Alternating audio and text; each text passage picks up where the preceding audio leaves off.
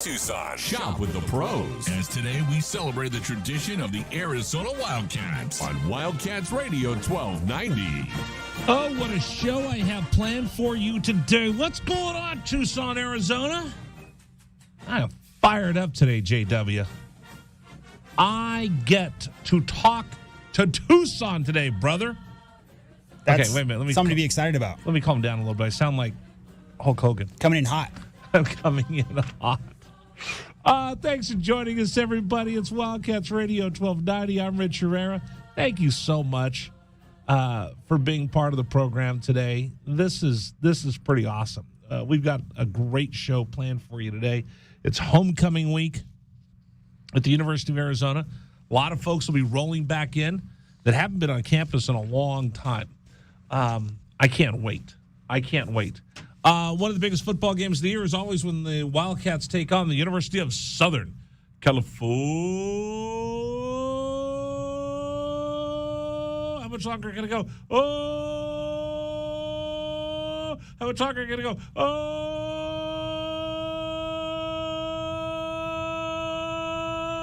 yeah. How long was that?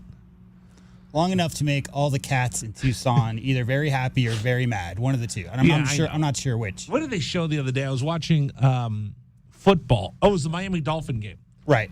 And they showed Andres Cantor. The guy goes, go! Sure. Careful. I think you can get in trouble for doing it. No, you can't say his. You know what you're not allowed to say? The one for boxing. Yeah, I know Michael that. Buffer. Yeah. I know he's real stickler for that kind of thing. No. Or his company or whatever. He's more than a stickler for that. He's got a whole team of lawyers that so everybody knows what we're talking about. So Michael Buffer, ding, ding, ding, ladies and gentlemen. Yeah, they know. You don't have to pretend. Guys know. I don't have to. Don't toe that line. I'm not going to say it because I'm not going to pay for it. Michael Buffer, I love you, man. It's not a fight unless Buffer's there. It's not a real big sporting event unless Buffer's there. I'm assuming everybody knows who Michael Buffer is. I think there was a period in the mid-'90s where it wasn't a mall opening unless he was there, or it wasn't like a cat grooming discount day. It felt like he was involved in literally everything that there was to do. Do you know his story? I don't actually know his background, no. Shall we? Is my sound effects working? You just got done saying how excited you were to talk to Tucson. If you want to tell Mr. Buffer's background story, I'm sure that's... Should we just go down that rabbit hole? Deep dive. Go for it. So, way back when, they used to have boxing all the time at Madison Square Garden. And there was a former boxer. I can't remember who it is. I'll remember in just a minute. And he would say, let's get it on or whatever. That was his catchphrase. So Michael Buffer was sitting there watching the fights from MSG, from Madison Square Garden. And he's, you know what he did before he did all this? What's that? He was a male model. Really? He was a male model for Macy's. So he was a model for Macy's, and they do their circulars. No wonder he's ads. opened up so many malls in his days. Darn good looking man. So he was a male model, and that's what he did for a living. And his son was there. He goes, Dad, you could do that. And he goes, you think? He goes, yeah, you should do that. So he walked down. He goes, hey, I think I could be the ring announcer. They go, let's do it. So he stood up there and he tried a whole bunch of different combinations. Like Jimmy Lemon Sr.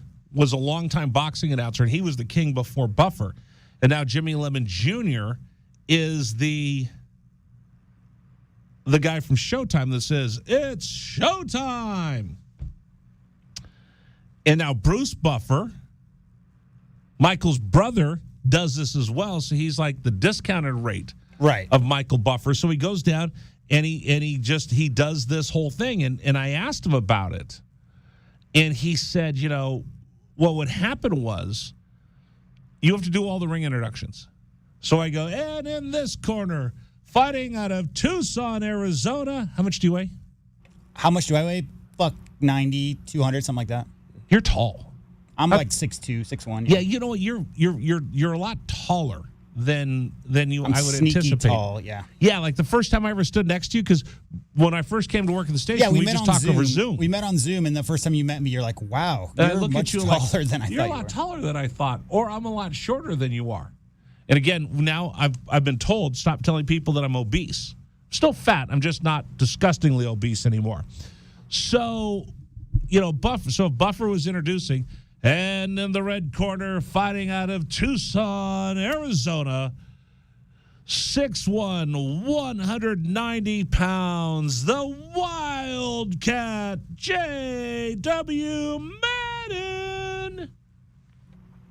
And in this corner, blah, blah, blah, blah, fighting Godzilla. Right. But then I'd take Godzilla in that matchup. Oh, I take you over Godzilla. Yeah. I think you've got a reach advantage. No, I would take Godzilla. I'm going to bet on you. He's only 500 feet tall. Yeah, no, I think you got a reach advantage because he's got little arms. True. He's got little Godzilla arms. Good point. Yeah. Come on, I think about these things. I don't just do this radio show for fun, folks. So Buffer said what would happen was, he'd get everybody, they get all excited, but then before the fight started, it was anticlimactic because you'd have to, before he got to the people and he's doing the introductions, when he would walk out, let me make sure I got this the right way. When he would walk out, there's headphones in here if he needs them, by the way. Yeah. Okay. So he would come out, but you have to introduce everybody. And this bout is sanctioned by the state of Nevada, Mark Ratner, Nevada State Athletic Commission boxing commissioner. And then you gotta this bout's also sanctioned by the WBC, represented by Jose Sulman, the WBA represented by blah, blah, blah. And you got to go through all these introductions of all these people. So by the time the fighters got out to the ring, and then it's 5 minutes of introductions, introducing everybody from celebrities to the government officials that are there, the WBC, WBO, WBA, WWF, WWE, www.com people that are there. By the time they got there, the crowd had just gone flat. So he said, I got to come up with something to get that moment of crescendo as the two boxers come to the middle of the ring, because they're all the hype's coming out, and they're coming out and they're dancing and their music and everything's coming out. And then you get that whole litany of names that you're reading out there. Then it's time to introduce the boxers, but the energy in the building is just gone by the time I say Mark Ratner. And the referee in this corner, out of Las Vegas, Nevada, Judge Mills Lane, and then Mills Lane touches his nose. But he said it's all anticlimactic by then. So he said I had to come up with a catchphrase to reignite the energy in the arena, and that's why he went to the thing that he does. It was very successful because I've been here 8 years now, and the only thing I've ever been told to not say on the air is that. That's the only thing I've ever had specific. I don't know if it was a corporate thing. I'm sure it was. You know what it is? It's a legal thing. Yeah, I'm sure it was. But the only thing I've specifically personally been not that I ever would or have any inclination to do so. Oh, I've been told specifically, do not ever say those words over the air. It's a big problem if you do. So he actually has a team of lawyers on retainer, and he has people that scour radio stations, television stations, the internet, YouTube, all of those to make sure that no one uses his trademarked phrase.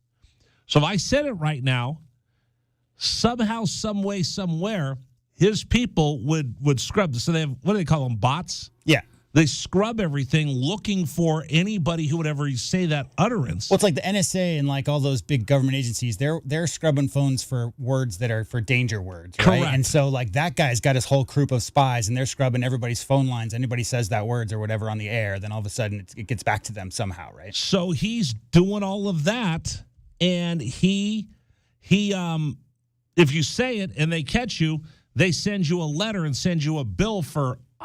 I don't know. It's a lot of money. Yeah, I would guess like $100,000 or $50,000 or something like that. Stupid. Right. Yeah. And he goes, hey, this is my livelihood. This is my thing. I invented this. So yeah, more power to him. But he could always go back to model for Macy's for like older gentlemen's type clothing as opposed to he younger. Looks so good. I haven't seen that guy in probably 20 years, honestly. So my dad is a huge boxing guy, but is he? I was, but Yeah. I didn't live with him past like the early 2000s, well, late 90s. So I mean, I never sat and really watched much boxing because boxing fell way off, right, after a lot of ear biting and stuff like that. You know what Mike Tyson said about that, don't you? It was tasty, like chicken. No, actually, he said humans taste like blank. Yeah.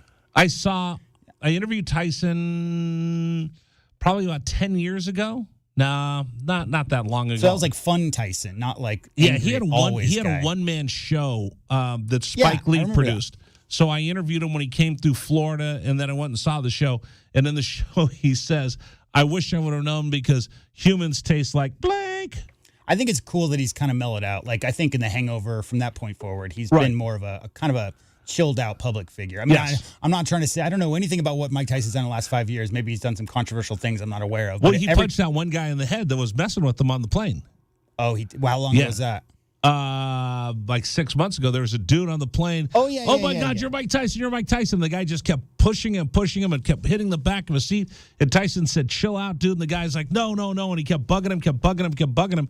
And finally, Tyson hopped up on his knees, turned around, leaned over the seat, and just pummeled the guy and said, people have to stop acting like it's Twitter everywhere and acting like blanks. Not to get even more off on a tangent, but how many times do you think that's happened? Okay. Dive. How many times do you think that's happened because it was the fans' wish to be punched by Mike Tyson? Like, how many guys do you think have come up to him in his life since he became a famous boxer and said, I want you to punch me? Oh, a ton of them. Because it feels like, I mean, a full punch from Mike Tyson would probably put most people in the hospital back in those days. But it's a story. But there you go. I could always tell that story at every single cocktail party for the rest of your life. I've told the story here many, many times of the night I was out with Ric Flair.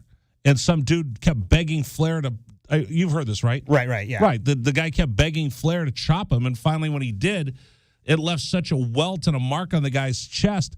And we're like in a Renaissance. We're like in a high-end, fancy, like Ritz-Carlton type of hotel. And the dude was walking around without a shirt on so he could show everybody that he got chopped by Ric Flair. Yeah, I guess.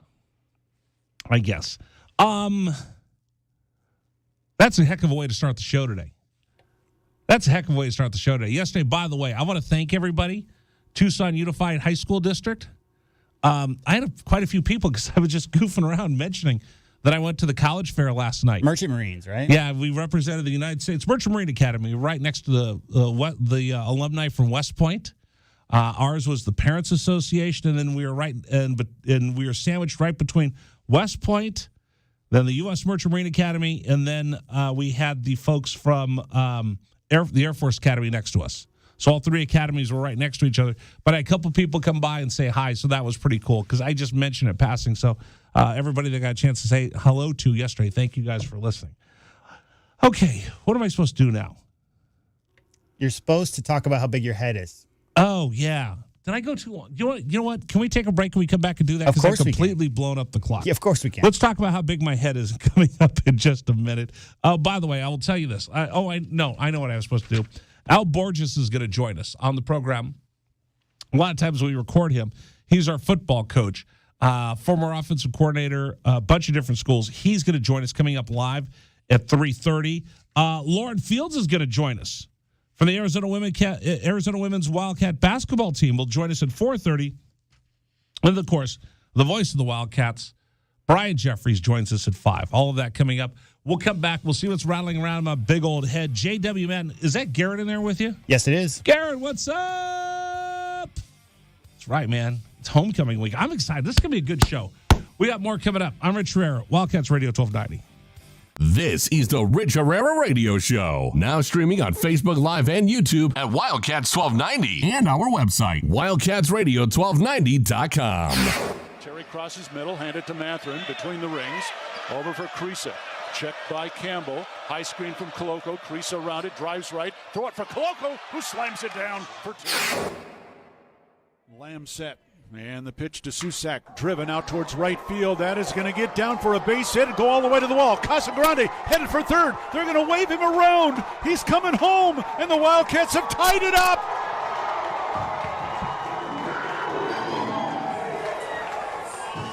Susak with an RBI double to right center. and we're still playing ball. Tied at 16 in the bottom of the 10th. Shot blocked by Koloko, who grabs it out of the air. Ahead to Dalen Terry, Arizona with the ball, minute 30 to go, and a 6-point lead. Juzang working right, drives to the bucket, put up, blocked by Koloko, grabbed by Larson. Arizona ball, 38 seconds left. For Bernard, goes right, blocked by Ballo, grabbed by Mathurin. Arizona ball, 22 seconds left. Campbell down for the Bruins, throw it out to Riley. He'll shoot the three, blocked again by Koloko. Ballo grabs it, it's over. Championship to Tucson. Hey, sports fans, it's Rich Herrera. Thank you so much for tuning into our stream. We'll be back in just a bit. Until then, how about some Arizona Wildcat highlights? Fourth down and less than a yard. Trojans will go for it in a tie game. Slovis out of the shotgun. Step to his left. Step the handoff. Into the backfield and drop. No gain, loss on the play. Cats take over. That's a huge play by Arizona. Explosive play in the backfield that time. Shot blocked by Koloko, who grabs it out of the air. Ahead to Dalen Terry, Arizona with the ball, minute 30 to go, and a 6-point lead. Juzang working right, drives to the bucket, put up, blocked by Koloko, grabbed by Larson. Arizona ball, 38 seconds left. For Bernard, goes right, blocked by Ballo, grabbed by Mathurin. Arizona ball, 22 seconds left. Campbell down for the Bruins, throw it out to Riley. He'll shoot the three, blocked again by Koloko. Ballo grabs it, it's over. Championship to Tucson. Dalen Terry quickly the other way, out to Tabellas, down the lane to throw it down with the left hand. Look out. The locomotive slams it home. Hey, sports fans, it's Rich Herrera. Show will be back in just a little bit. Thanks for tuning into our stream. Until then, how about some great moments for the University of Arizona Wildcats? Fourth down and 2, Arizona. Down 14-0. Wildcats on fourth down this year are 12 of 20. Offset backfield. Plummer to throw the ball, looking, throwing towards the back of the end zone, and it's caught! Touchdown, Arizona! Oh, did they need that? My goodness, Booby Curry had to leap in the air to take the ball over the top of the defender, and the Cats are on the field. ASU with the ball, down by 11, so they have to go. Steal by Koloko. He's going to drive the other way and slam it home, and foul by Lawrence. Why Lawrence contested the big man, Christian Koloko, with defensive steal and flush. Lawrence picks up his third foul. Big guys love to play point guard. Koloko looked like what, driving down that was from midcourt. 3-point lead again for TCU. Down to 30 seconds left. Mathurin with the ball for the Wildcats.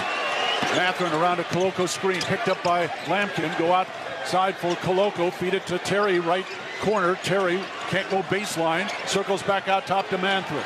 10 to shoot, 16 left in the ballgame. Mathurin, 3 balls straight away, good! That's We're a tied. huge shot for Ben Mathurin in Arizona. Timeout TCU. This ball game is knotted up. 12.6 seconds to go. Ben Mathurin drains a deep 3 from straight away. He's got 24 points, and we're all even. Hey, sports fans, this is Rich Herrera. Thanks so much for tuning into our stream. Back in just a bit. Until then, how about some highlights from the University of Arizona? McLeod's going to line up under center. Wiley, the running back. Receiver either side. 2 tight ends. Oregon, 5-man front. They shift. Play fake, rolling right. McLeod looking to throw. Going deep. Down, trying to find Berryhill. Makes the catch inside the 25-yard line. Still loose inside the 15. First down, Arizona. What a play by McLeod. He was smacked, but he had the presence of mind to know where Berryhill was. He threw the ball. He underthrew the ball, and Berryhill was looking back at it and made a great play on the ball. An amazing play by Jordan McLeod. Brown will take the snap a yard deep in the end zone. Straight back to throw. Has some time. Steps under the pocket. The Wildcats have got him for a safety. Second safety Arizona has recorded this season. It's a 24-12 ball game, and the Cats will get the ball. That's big. Fully on the field is a safety. Yes. That's big time by Arizona. That time defense did a great job of just closing the pocket from the inside, and then the pressure on the outside by Hebert. They just got him. They just got there. They won their blocks that time. Excellent job by Arizona defense and really changing the momentum of this game.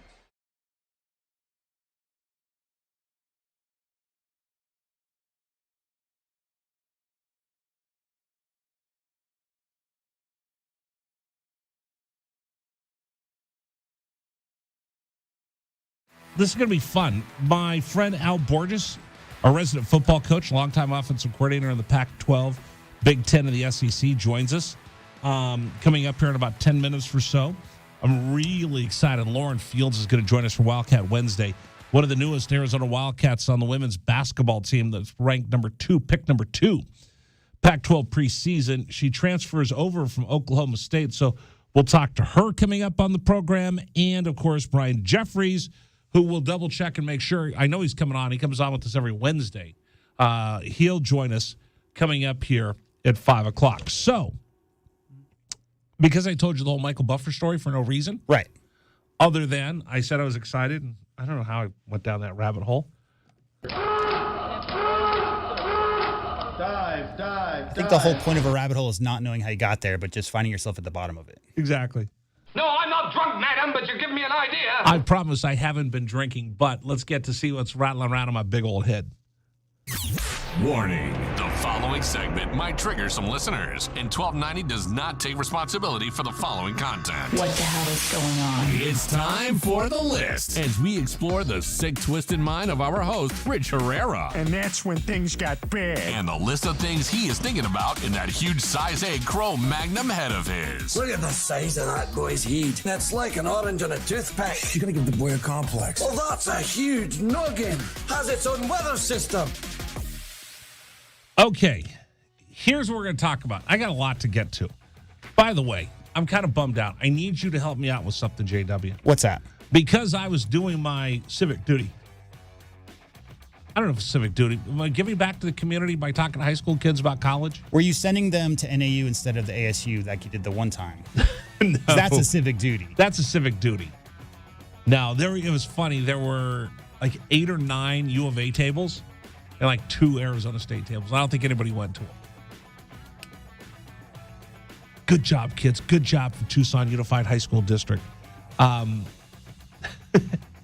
So anyways, I try to volunteer, give back to the community. So I was out there at the college fair last night. And because of that, and by the way, can I just say something to Tucson?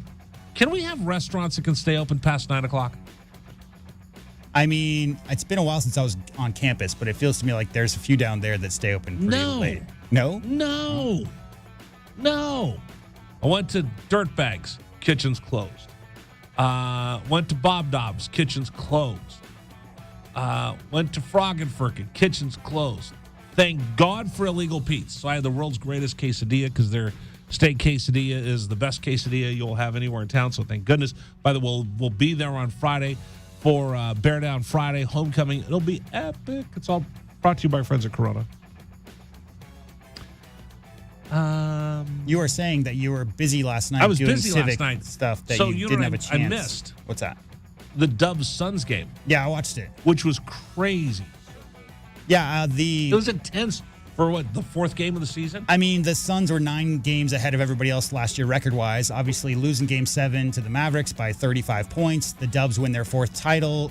The issue here is Klay Thompson. Well, we're going to get into that. We're going to do that later in the program. So you have to lead me through everything that happened in that ball game. The chippiness began early and often. It was awesome. It was just and I'll tell you what, I love it because I'm used to this AAU era where all the guys coming out of high school are generally friends with each other because they've been exchanging texts. No, they are. Like there's a lot of guys who are. I don't like they're that. good friends, and there's been a long period of time where a lot of guys will, not to say that they aren't competing at the highest level, but when you're competing against your friend, it's different than going out there with that Jordan or Bird type of attitude of I don't care who you are. I don't want to be friends with you right now and that's what happened last night. And that's what we'll talk about. So we're going to get into all of that coming up in the program. Arizona is ranked number 2, Pac-12 preseason. Like I said, Lauren Fields, one of the newest Arizona Wildcats, is going to join us, and we'll talk a lot about Arizona and their need to play better defense. But I'm also going to talk to Al Borges coming up here in just a minute. the trend in football. I asked this yesterday of both coaches that the trend is offensive scoring is through the roof. Why is that? So we'll talk with Al Borges about that coming up here in about 5 minutes. How's that? That's what's rattling around in my big old head today. Anything else? No, I think I'm pretty good. I think that's what's rattling around in my head. All right. So coming up, Al Borges. We're going to talk football with an offensive coordinator.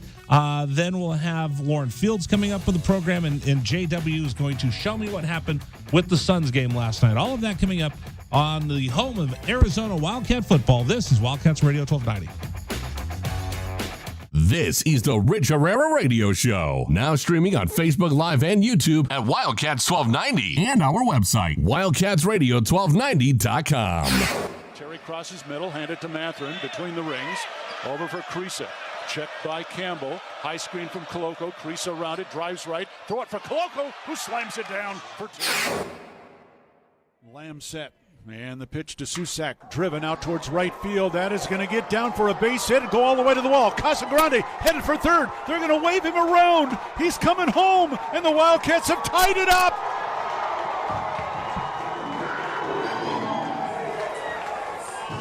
Susak with an RBI double to right center. And we're still playing ball. Tied at 16 in the bottom of the 10th. Shot blocked by Koloko, who grabs it out of the air. Ahead to Dalen Terry, Arizona with the ball, minute 30 to go, and a 6-point lead. Juzang working right, drives to the bucket, put up, blocked by Koloko, grabbed by Larson. Arizona ball, 38 seconds left. For Bernard, goes right, blocked by Ballo, grabbed by Mathurin. Arizona ball, 22 seconds left. Campbell down for the Bruins, throw it out to Riley. He'll shoot the three, blocked again by Koloko. Ballo grabs it, it's over. Championship to Tucson. Hey, sports fans, it's Rich Herrera. Thank you so much for tuning into our stream. We'll be back in just a bit. Until then, how about some Arizona Wildcat highlights? Fourth down and less than a yard. Trojans will go for it in a tie game.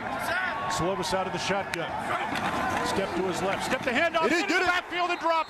No gain, loss on the play. Cats take over. That's a huge play by Arizona. Explosive play in the backfield that time. Shot blocked by Koloko, who grabs it out of the air. Ahead to Dalen Terry, Arizona with the ball, minute 30 to go, and a 6-point lead. Juzang working right, drives to the bucket, put up, blocked by Koloko, grabbed by Larson. Arizona ball, 38 seconds left. For Bernard, goes right, blocked by Ballo, grabbed by Mathurin. Arizona ball, 22 seconds left. Campbell down for the Bruins, throw it out to Riley. He'll shoot the three, blocked again by Koloko. Ballo grabs it, it's over. Championship to Tucson. Dalen Terry quickly the other way, out to Tabellas, down the lane to throw it down with the left hand. Look out. The locomotive slams it home. Hey, sports fans, it's Rich Herrera. Show will be back in just a little bit. Thanks for tuning into our stream. Until then, how about some great moments from the University of Arizona Wildcats? Fourth down and 2, Arizona. Down 14-0. Wildcats on fourth down this year are 12 of 20. Offset backfield. Plummer to throw the ball, looking, throwing towards the back of the end zone, and it's caught. Touchdown, Arizona. Oh, did they need that? My goodness. Booby Curry had to leap in the air to take the ball over the top of the defender, and the Cats are on the field. ASU with the ball. Down by 11, so they have to go. Steal by Koloko. He's going to drive the other way and slam it home, and foul by Lawrence. Why Lawrence contested the big man, Christian Koloko, with defensive steal and flush. Lawrence picks up his third foul. Big guys love to play point guard. Koloko looked like what, driving down that was from mid-court. 3-point lead again for TCU. Down to 30 seconds left. Mathurin with the ball for the Wildcats.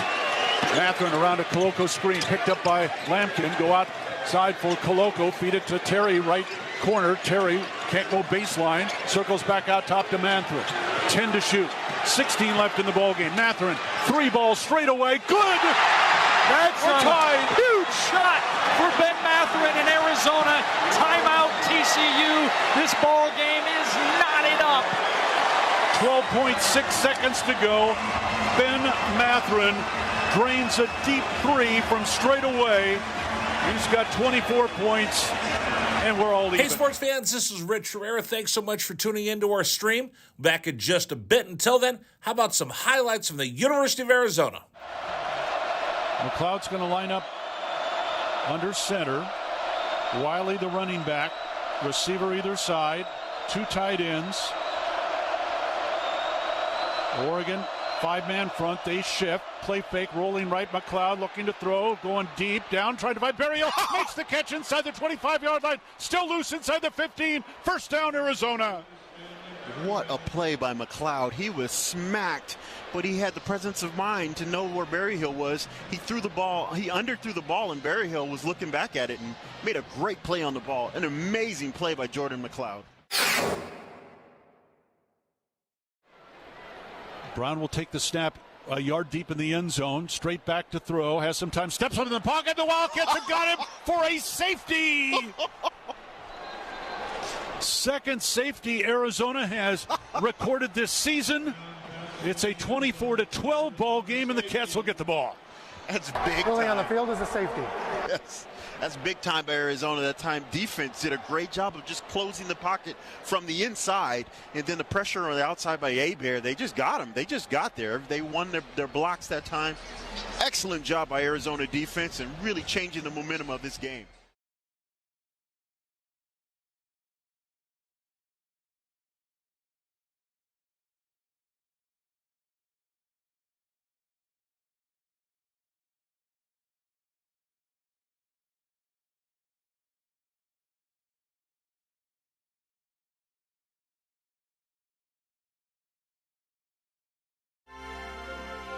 It sounds like a Disneyland ride, but it really is. Thanks for joining us, everybody. It's Wildcats Radio 1290. Let me go out to my guest hotline, and we welcome in Al Borges, our resident coach. Got a book out on Amazon. You can get it right now. Deny the Tiger, an insider's look at college football in the SEC. If you're an Auburn Tiger fan, that was the year that they ran the table and didn't win the national championship. If you really want to go inside college football, this is it. Al Borges joining us here on 1290. Coach, how are you? I'm doing great, Richard. I'm going to Auburn this weekend. I'm going to have a little book signing at the Arkansas game, and I can't wait. That is awesome. Okay, I got a lot to unwrap and unpack with you, if you don't mind. One of the things I asked this week, I asked Jed Fish this. I asked Brendan Carroll this, the offensive coordinator. I asked this of Johnny Nansen as well, the defensive coordinator. Jed pointed this out the other day, that there is a trend in college football of offense. This is an offensive, the golden years of offense, it seems, when you look at how many points Alabama's giving up, and the top teams of the country are having to win in shootouts. And I asked Jed, is this a trend? Why is this going on? He's talked about the way the game is played right now. So I wanted to ask you, what are you seeing right now? Is this a trend? Is this a one-off? Why are we seeing offenses just absolute takeoff and points being scored like we've never seen before? Well, I think it's a couple of things. The spread offense and up-tempo has allowed for a greater volume of football plays. And by that, I mean, when I first started coaching, if we ran 72 to 75 plays a game, that was a lot of plays, but we huddled and we went through all the mechanic that they did back in 1980, 82, whatever. Today, a lot of these teams' goal is to get 80 plays by going fast. Well, you run more plays, you got more chance of more yards, more chance of more points. Now, there are residuals to that. There are things that there's disadvantages to that because it does tend to affect your defense. But it's more of a try and outscore 'em mentality than when I first started coaching. And number two, I don't know if it's as relevant, but I think it's part of it, is they've allowed the offenses to bend the rules. And by allowing linemen to be downfield on running plays with the ability to throw and run pass options. When I started coaching, if a lineman was a yard downfield on a forward pass, 5 flags would have hit him in the head. Today, they somehow let him do that. I don't know when that rule was passed. It was a few years back. But everybody has kind of milked that for all it's worth, and they'll risk occasionally holding the ball too long, maybe getting a penalty because that so seldom gets called. That it's well worth what you get out of it by doing it. So I think, the rules being bended a little bit, the speed of the offense being greater, the sideline to sideline football where guys are spread all over the place, the matchups are exploited a little bit more. All those things I think have contributed to these higher scoring games. I don't know the last time I remember offensive linemen downfield being called. I mean, you're right. I never even thought about that it's something that they just don't call as much anymore.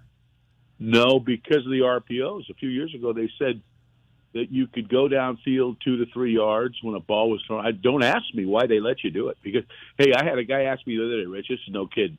So what do you think of the fact they let linemen go downfield on pass plays? I said, this is the most ridiculous notion I've ever heard in my life.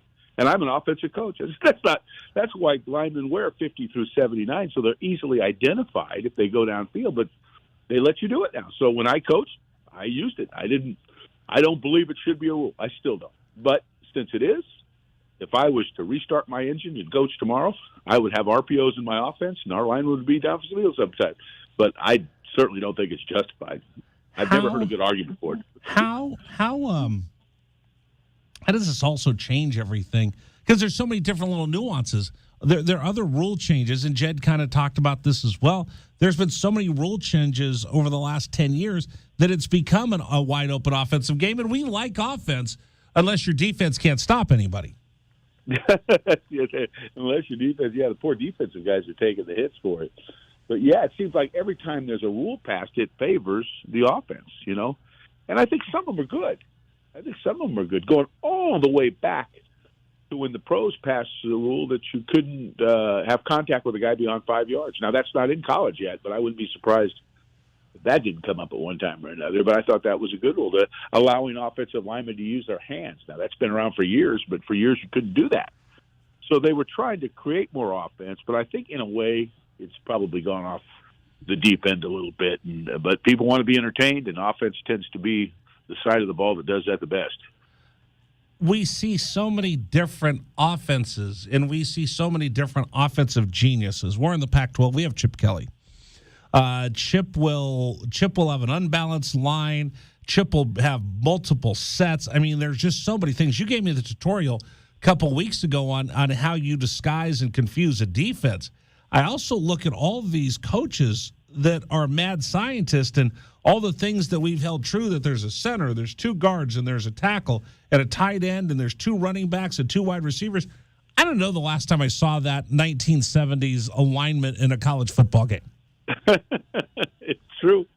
It's true. Well, you watch Iowa, they do it some, and who else? Wisconsin does it some, but it is certainly not the norm anymore. I think one of the reasons Michigan has done so well is because they are a team that uses multiple tight ends.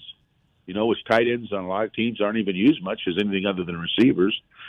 They move those tight ends around, and they gain some good matchups and some good blocking angles, and they run the football well in that grouping. But so it's not dead. It's just not as prominent as it used to be because people are so obsessed with going fast, spreading the field, and making people run sideline to sideline, and that style of play is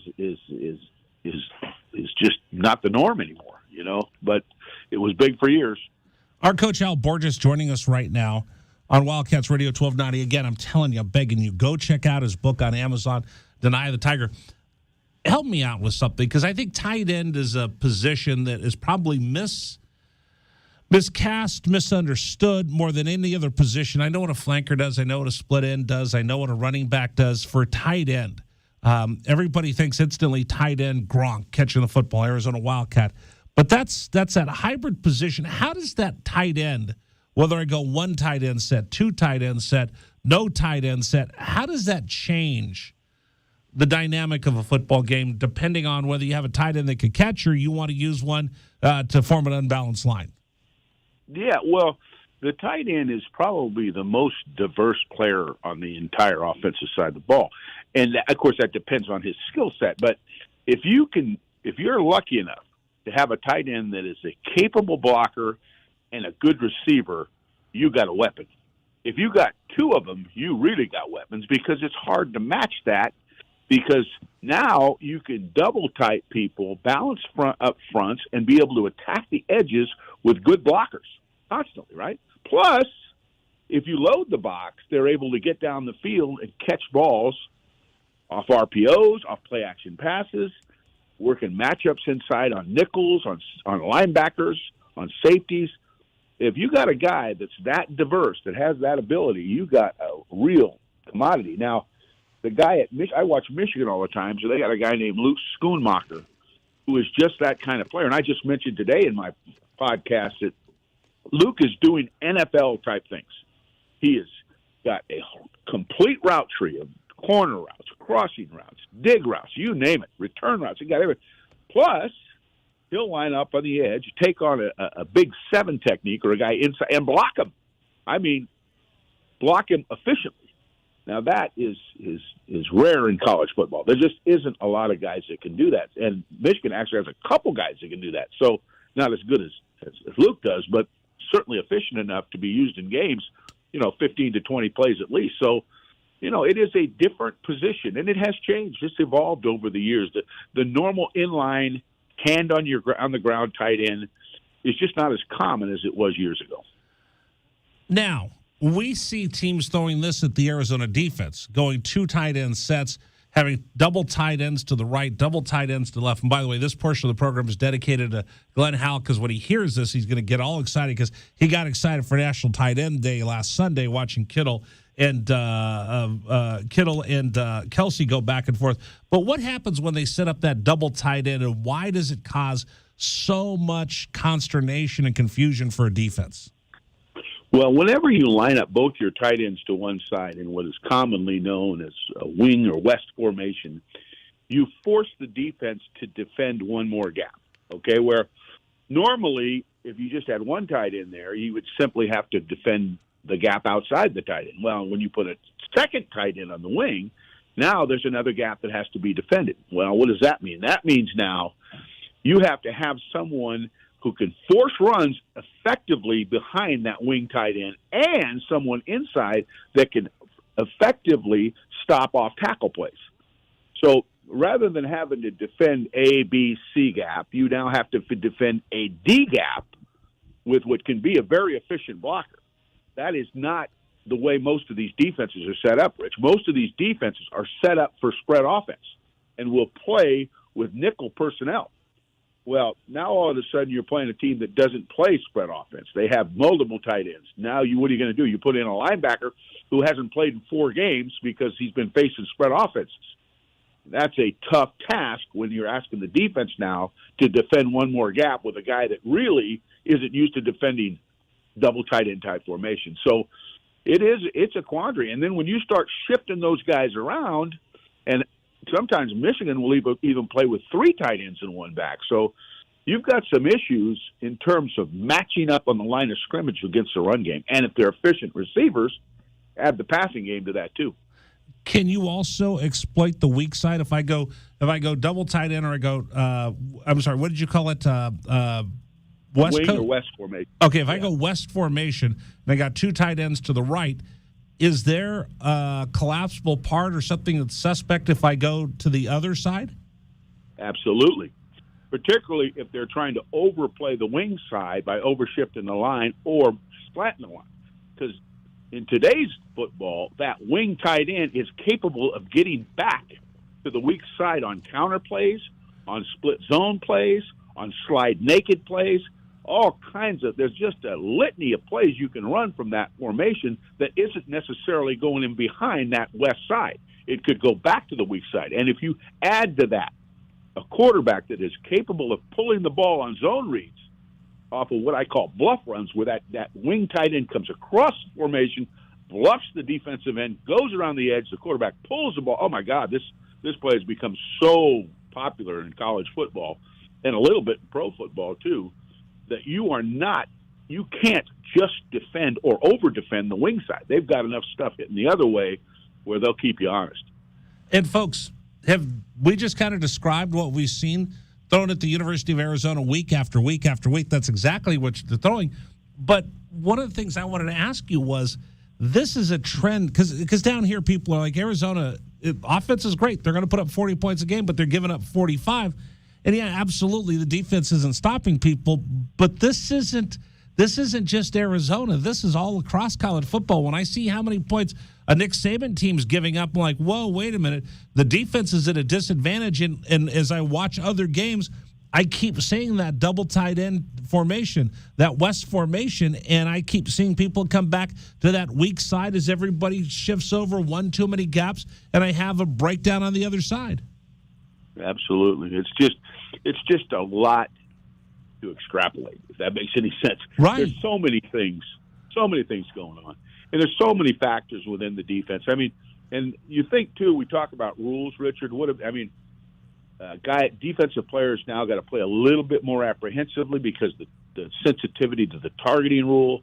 And that, believe me, I watched a video the other day of about 20 years ago, and half the tackles would have been penalties today. I mean, and that wasn't an exaggeration. It was an NFL thing. Half the tackles, they need to be a clothesline, borderline targeting, something that today would not be accepted. So you put all those things together. You know, the linemen being able to go downfield, the rule changes on the defensive side of the ball. There's just not very many rules today that are not going in the favor of the offense. And that's, I think, one of the many reasons why you're seeing these high point totals. Help me out with something here. Now, again, I didn't play college football, but I've covered it for years. But I'll go back to our North Salinas high school days. You know my high school football coach, Chuck Narayan, right? I do. By the way, he told me he's never had a combination of someone who had a bad attitude and no athletic ability as I did as a 15-year-old. He said I was the worst player to ever come out of the school. But I remember, Mondays was offensive days. Tuesdays was defensive day. Wednesday we worked on everything, and then Thursday special team, and then you play on Friday.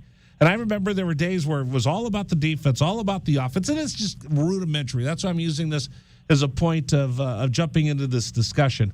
But as I watch these offense get bigger and bigger and bigger, how do you balance that in your game prep that, listen, I need to get my offense down the field. I need to get them 45 points, but if I'm getting 45 points and I'm beating up a defense in practice, I'm beating up my own defense, and they're not prepared for games as much as maybe I want with only 20 hours a week. Oh, man, I tell you, it's hard because I've been, in 30 years of coordinating, very seldom, Richard, has the offense been exactly as good as the defense. Usually one side of the ball was better. When I was at UCLA, we had phenomenal offensive teams.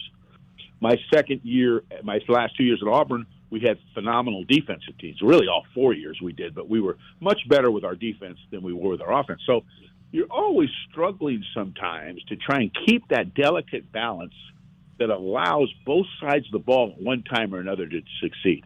So that when they play in a game, they don't think they suck. There's, oh my God, I've been getting trounced by my whole offense all week, and then they get in a game, which is going to make me think that the other team isn't going to trounce us. And the same thing for the offense or the defense. I mean, it works on both sides of the ball. So, as a head coach, it's not easy all the time to manufacture success for the team that's not quite as good. And by that I mean the defensive side or the offensive side. When we won it in 2004, when the team that I wrote the book about, we were as good on offense as we were on defense. We led the country in scoring defense, and we were top scoring team in the conference in scoring offense.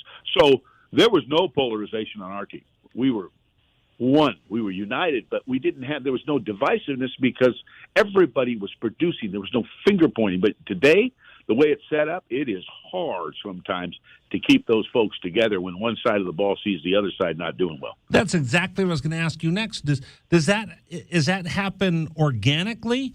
Is that because maybe the coaching staff and the head coach is more offensive-minded than defensive-minded, or defensive-minded than offensive-minded? Nick Saban was a defensive coordinator. You got Chip Kelly, who's an offensive coordinator. Mario Cristobal down in Miami, they seem to be after him right now. He was a defensive lineman, I believe. Is it the team taking on the personality of the head coach? Well, I think sometimes, yeah. I think that happens more often than not. But I have seen what would be considered offensive coaches who didn't move the ball very well. Head coaches I'm talking about. Right. And they were better on defense. But more often than not, I will say this. If the guy has an offensive head coach, if he's an offensive head, he's in his own mind as much as sometimes he may not want to. He does not want that offense to fail. So he will accommodate the offensive side success, sometimes consciously, sometimes subconsciously. And I think the defensive guys, if you've been a defensive coordinator your whole life, your instincts are saying, we got to play good defense. I'm a defensive guy, and sometimes they'll accommodate the defense to be so good and the offense not be as good and maybe sacrifice that side of it. Really, the great head coaches, though, the Nick Sabans and those guys, they don't see any of that. Nick's a defensive guy who knows that they're not going to win like he wants to win unless their offense is good. And I think it's the same way with a lot of defensive guys who understand, or offensive guys who understand that they need a good defense to win. We're talking with Al Borges right now, who joins us every Wednesday here on Wildcats Radio 1290. One last thing. What happens inside those meeting rooms when you have an offense that's prolific and you have a defense that struggles, or you have a defense that will shut everybody down and the offense struggles to score 3 points? No, it can be polarizing if you don't have good leadership, because the coaches are always, I shouldn't say always, but for the most part, are going to try and soft soak that and keep it even keel. But that isn't going to work unless you have people on your football team, and I mean the leadership of the football team, that is constantly telling them, hey, this is our dynamic, and this is how we're going to win. We happen to be better on defense than we are on offense. We may not score as many points, but that's how we're going to win. And in a year, it could all change. Right. We might be the guys having trouble stopping them, and they'll be scoring. And I believe me, Rich, in the 30 years I coached, I saw both of those. Because it happens a lot. It happens more than we think, right? Oh, my goodness. I've seen the most drastic and some that weren't quite so drastic. But like I say, seldom was both sides of the ball exactly as good as each other, statistically or physically. I got two here coordinators, one in Brendan Carroll, who's a son of Pete Carroll. I got Johnny Nansen, who came over from UCLA. I see the two of them, and I see a real bond between them when we sit down and talk with them. How important is it that those two support each other? Oh, I think it's huge. And I think it is always a big part of how I felt. I feel like you have to accommodate a good relationship with the other side of the ball. That's not always easy, Richard, because sometimes the other side of the ball doesn't want to cooperate. I talk about this in my book, and the chapter is called "They're Not the Enemy." And in that chapter, or in that subchapter, I talk about how the offensive and defensive coordinator have to have a workable relationship that can overcome highly competitive situations in practice. That's challenging. And for some guys, they don't have very good perspective, and they don't handle that very well.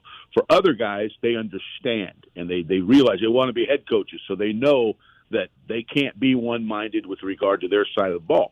They can't be territorial. They have to understand what it takes to make it all work.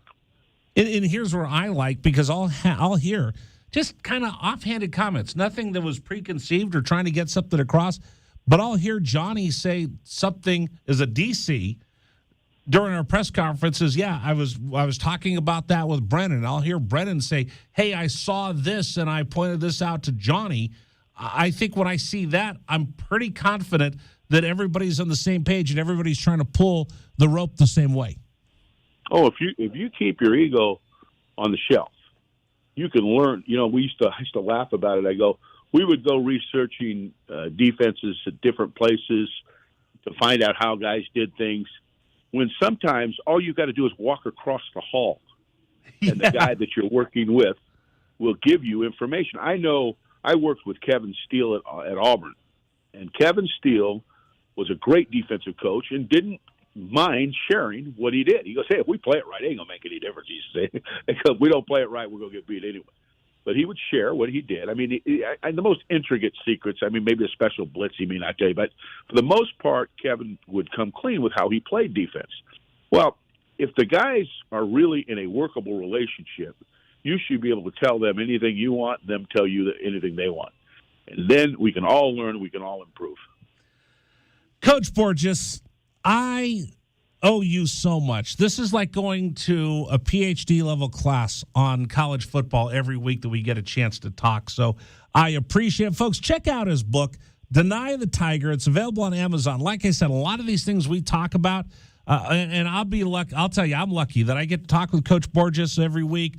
I've spent so many years around all these coaches and tried to pick their brains and learn as much as I can. You want to learn? The book is called Deny the Tiger. It's available right now on Amazon. Have a great book signing this weekend, Coach, and I'll talk to you next week.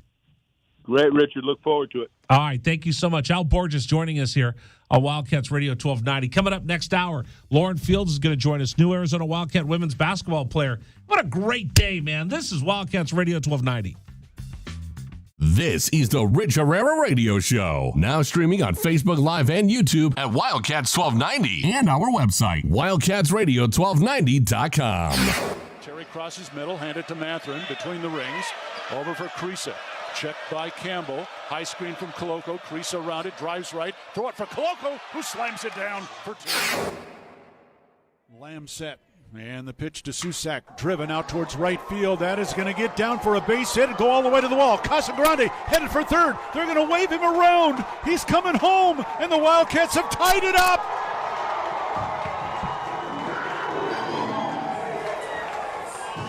Susak with an RBI double to right center. And we're still playing ball. Tied at 16 in the bottom of the 10th. Shot blocked by Koloko, who grabs it out of the air. Ahead to Dalen Terry, Arizona with the ball, minute 30 to go, and a 6-point lead. Juzang working right, drives to the bucket, put up, blocked by Koloko, grabbed by Larson. Arizona ball, 38 seconds left. For Bernard, goes right, blocked by Ballo, grabbed by Mathurin. Arizona ball, 22 seconds left. Campbell down for the Bruins, throw it out to Riley. He'll shoot the three, blocked again by Koloko. Ballo grabs it, it's over. Championship to Tucson. Hey, sports fans, it's Rich Herrera. Thank you so much for tuning into our stream. We'll be back in just a bit. Until then, how about some Arizona Wildcat highlights? Fourth down and less than a yard. Trojans will go for it in a tie game. Slovis out of the shotgun. Step to his left. Step the handoff. Into the backfield and drop. No gain, loss on the play. Cats take over. That's a huge play by Arizona. Explosive play in the backfield that time. Shot blocked by Koloko, who grabs it out of the air. Ahead to Dalen Terry, Arizona with the ball, minute 30 to go, and a 6-point lead. Juzang working right, drives to the bucket, put up, blocked by Koloko, grabbed by Larson. Arizona ball, 38 seconds left. For Bernard, goes right, blocked by Ballo, grabbed by Mathurin. Arizona ball, 22 seconds left. Campbell down for the Bruins, throw it out to Riley. He'll shoot the three, blocked again by Koloko. Ballo grabs it, it's over. Championship to Tucson. Dalen Terry quickly the other way, out to Tabellis, down the lane to throw it down with the left hand. Look out. The locomotive slams it home. Hey, sports fans, it's Rich Herrera. Show will be back in just a little bit. Thanks for tuning into our stream. Until then, how about some great moments from the University of Arizona Wildcats? Fourth down and 2, Arizona. Down 14-0. Wildcats on fourth down this year are 12 of 20. Offset backfield. Plummer to throw the ball, looking, throwing towards the back of the end zone, and it's caught. Touchdown, Arizona. Oh, did they need that?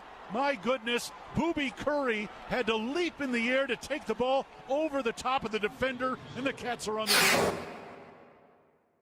ASU with the ball, down by 11, so they have to go. Steal by Koloko. He's going to drive the other way and slam it home, and foul by Lawrence. Why Lawrence contested the big man, Christian Koloko, with defensive steal and flush. Lawrence picks up his third foul. Big guys love to play point guard. Koloko looked like what, driving down that was from midcourt. 3-point lead again for TCU. Down to 30 seconds left. Mathurin with the ball for the Wildcats. Mathurin around a Koloko screen, picked up by Lampkin. Go outside for Koloko, feed it to Terry, right corner. Terry can't go baseline, circles back out top to Mathurin. 10 to shoot, 16 left in the ballgame. Mathurin, 3 balls straight away, good! That's We're tied. Huge shot for Ben Mathurin in Arizona. Timeout TCU. This ball game is knotted up. 12.6 seconds to go. Ben Mathurin drains a deep three from straight away. He's got 24 points, and we're all even. Hey, sports fans, this is Rich Herrera. Thanks so much for tuning into our stream. Back in just a bit. Until then, how about some highlights from the University of Arizona? McLeod's going to line up under center. Wiley, the running back. Receiver either side. Two tight ends.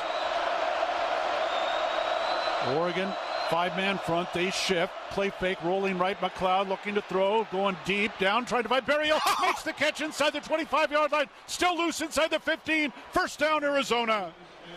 What a play by McLeod. He was smacked, but he had the presence of mind to know where Berryhill was. He threw the ball. He underthrew the ball, and Berryhill was looking back at it and made a great play on the ball. An amazing play by Jordan McLeod.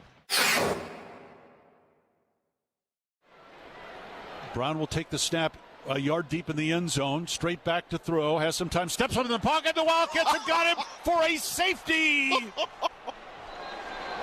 Second safety Arizona has recorded this season. It's a 24-12 ball game, and the Cats will get the ball. That's big time. On the field. I'm Rich Herrera, J.W. Madden, Garrett.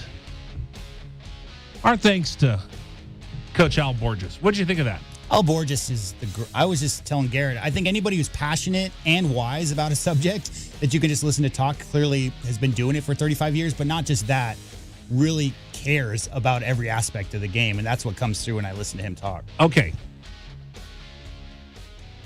The reason we put him on again, and I say this all the time, but I want to make sure that I know the game a little bit. I didn't play, didn't coach, but I talk about it on the radio.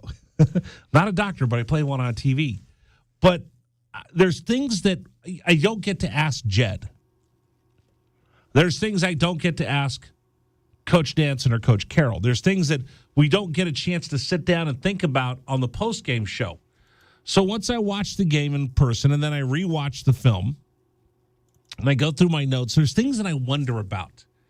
And the reason why I can't ask Jed, because it's just not the right time and place. You usually do that during the offseason. Or, hey, can you teach me about this? And go into those great details. So when we bring him on and I get to go into great details about a specific part of the game, I mean, JW, you see what I'm talking about. So watch this weekend. USC will come in and they'll put two tight ends on that. What do you call that west set? That west set, two wings out there. They'll put two tight ends out there. And then you go, okay, am I going to run power behind the two tight ends? But what have we seen? We've seen teams coming back to the weak side or running counter. Or you see the two tight ends coming and kicking out and pulling and coming back the other way to the weak side, and their road graders knocking down defenders and everybody in their way as they come back out. And as he said, you know what? Now I got an extra gap to cover. Now I have a mismatch. Now where are my guys looking? What are my guys doing? He kind of explained what's going on with Arizona's run defense as teams saw it against, maybe it was that game against North Dakota State. I thought it was a game against North Dakota State because North Dakota State throws so many crazy different formations at you, and they'll use three tight ends at once. And I thought maybe that's what it is. Maybe everybody on film saw this because that's what we thought. All right, listen, what did they see? They saw North Dakota State running the Cats, so everybody else is going to follow. Then we saw Mississippi State running the Cats, and everybody else is going to follow. Then we saw Cal running the Cats, and everybody else is going to follow. Well, you mean Ott. It wasn't Cal. It's Ott. Yeah, Jade Ott, who, by the way, hasn't had a game like that since. So then I thought maybe it's just because the Cats haven't shown they could stop anybody. But then as I start watching other games going on, I see the same play being run against other teams in college football, and that's why I wanted to talk to him, not about specifically the micro of what's going on with the Arizona Wildcats. I wanted to look at the macro of what's going on with college football. And as he said, there's a bunch of different reasons why offenses are running wild right now and defenses are on their heels. Now, if you live in Tucson, Arizona, right now, you're frustrated with the defense. and I hear people and I see stupid posts from people. No. I know it's kind of hard to believe, but I see stupid posts. Twitter is stupid, and Instagram is Twitter for people who can't read. And I see these people, they're yelling, screaming, and I've seen a little bit of the backbiting as well in the paper talking about, well, let me put the fuse out there to say it's all the defense's fault. It's all Johnny Nanson's fault. And I've seen people throwing their 2 cents in there, just setting it their little thing that I know that you're going to go to later in the season when you're going to try to run somebody out of town. But I will tell you this, we're going to be fair on this program, and we're not going to set anybody up and lay these bear traps that you're right now. So if this was only the University of Arizona, okay. But is it? It's not. It's not. There's a bunch of schools that are facing the same thing right now. And as he just said, remember, he lives in Ann Arbor, Michigan. He lives in Ann Arbor, Michigan, and does radio shows for our station in Ann Arbor. He coached in the SEC, coached in the Big Ten, coached in the Pac-12. So you want to talk about somebody who has a national perspective? There's somebody who has a national perspective, and he's not some little writer, and he's not some little journalist, and he's not some little newspaper guy. He's actually coached. He knows the game more than any of the rest of us. So as he's saying this is a trend, think about this. If he sees that as a trend, then is this an isolated incident with the University of Arizona not stopping people to run? Or is this a trend that's going all through college football? And everybody's giving up points like that. It's always been cycles, Rich, right? I mean, my lifetime, there's always ebbs and flows as to when college football is offensively dominant, defensively dominant, or whatever. Yeah, I mean, I'm looking around college football. Clearly, Arizona has issues stopping the run. And they'll be the first to tell you. And they will be the first to tell you and admit that. I mean, just listen to any post-game press conference, with Coach after the game. We sit and listen to Johnny Nansen for 15 minutes every Tuesday. I see the guy. I talk to the guy. They're trying, but that's why I wanted to get a bigger macro approach to this instead of a micro approach and not having all the facts. If this goes on, it's a trend all across the country, especially these new offenses they're setting up. And the rules that they have for the RPO means the lineman can advance a couple feet past the line of scrimmage. This isn't just the University of Arizona not being able to stop the run. There's a whole bunch of schools that are giving up points left and right. Now, absolutely, they figured out there, see it on film. Eye in the sky don't lie. If they can't stop the run, I'm going to keep hitting you like that until you stop. But let's be honest and let's be candid and look at the big picture around here before we start making too many more judgments. There. That was me on my soapbox. I've been wanting to say that for a while, but I needed to make sure that I was right and I was on steady ground about that. So if Alabama's got one of the best defensive minds in football, all these great defensive... Oh, wait a minute. Hold on. How many great defensive football teams are there right now that are winning in college football with punishing defenses? I haven't heard of a single dominant defense in college football this year. Think about this, right? Alabama used to win with punishing defenses. Sure. Right? Well, they get 4 or 5-star defensive linemen every season, don't they? Okay, do me a favor. What's that? You look up something for me. Okay. We're going to do this on the fly. This just popped into my head, folks. This is called live radio. I could tell you Alabama's averaging 485 yards on offense this season. What are they giving up? That's not what I have in front of me. I did look up offense because you're talking about offensive numbers, so I was looking at some trends for this year. But defense for Alabama, I can definitely look for you. Yeah. Because that's kind of the standard bearer, right? Yeah. No, I know that this year I hear a lot of people talking about how many teams are going to get in from the SEC to the playoffs, and Alabama's always there, but It might not be too. Alabama on paper is Alabama, and they're actually not as good this year as they should be. Yeah. I mean, if you think of all the trends that are going on right now in college football, please tell me where you've got a stingy defense that's just crushing everybody around them. Yeah, I mean, I don't know about it feels to me, Rich, like there's a lot more Air Force academies and Naval Academy type offenses, which are very unique, and you don't ever see another team like that all season long. But the Pac you might see 5 or 6 completely different style offenses, RPOs aside, which is a huge trend, obviously, and super hard to defend against, because there's so many different options that the offense can do from that. But it just feels like there's so many, gimmick is not the right word, but there's so many odd offensive wrinkles that a lot of teams put in. I mean, I would not want to be a defensive coordinator in modern times. I'll tell you that. Michigan has given up 85 points. There's a pretty good one.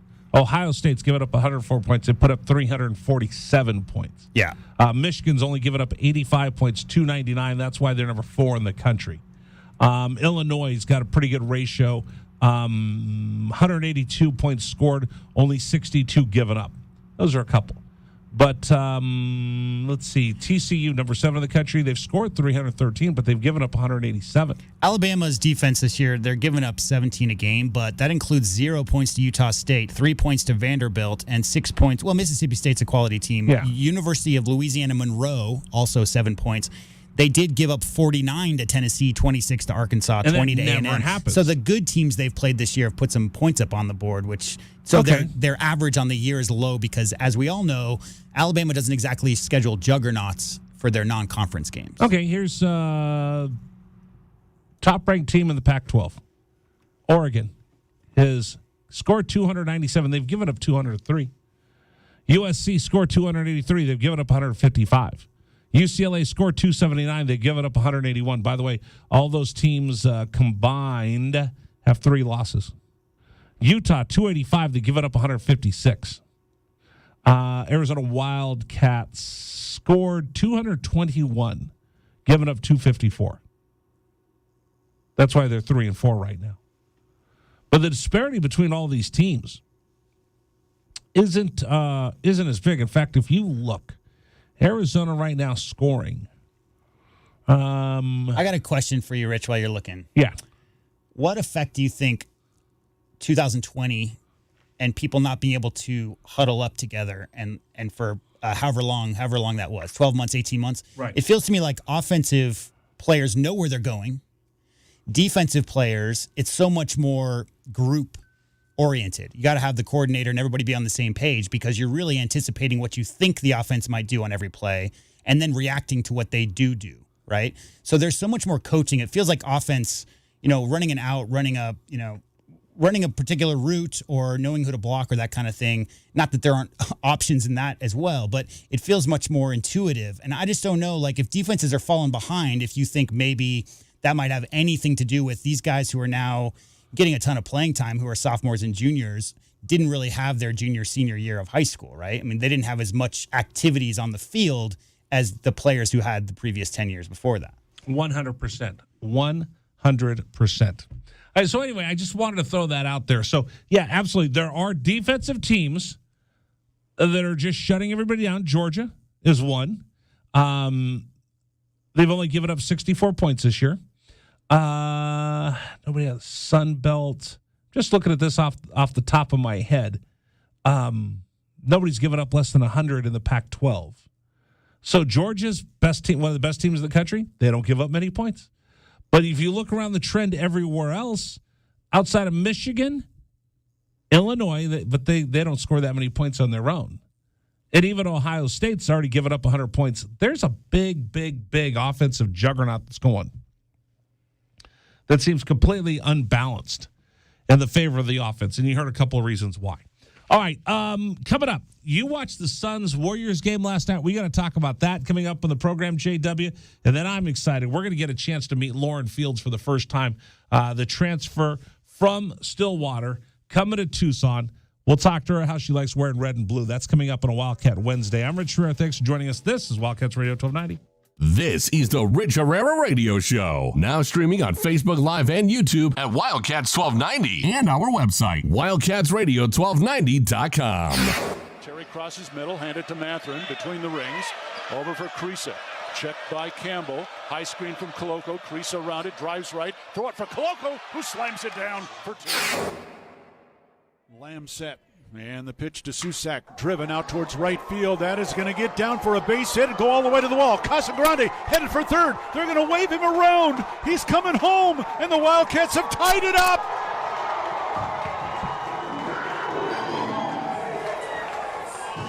Susak with an RBI double to right center. and we're still playing ball.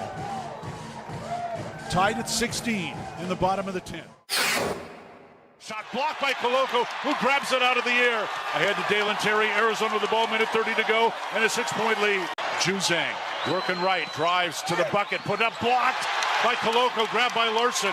Arizona ball, 38 seconds left. For Bernard, goes right, blocked by Ballo, grabbed by Mathurin. Arizona ball, 22 seconds left. Campbell down for the Bruins, throw it out to Riley. He'll shoot the three, blocked again by Koloko. Ballo grabs it, it's over. Championship to Tucson. Hey, sports fans, it's Rich Herrera. Thank you so much for tuning into our stream. We'll be back in just a bit. Until then, how about some Arizona Wildcat highlights? Fourth down and less than a yard. Trojans will go for it in a tie game. Slovis out of the shotgun. Step to his left. Step the handoff. Into the backfield and drop. No gain, loss on the play. Cats take over. That's a huge play by Arizona. Explosive play in the backfield that time. Shot blocked by Koloko, who grabs it out of the air. Ahead to Dalen Terry, Arizona with the ball, minute 30 to go, and a 6-point lead.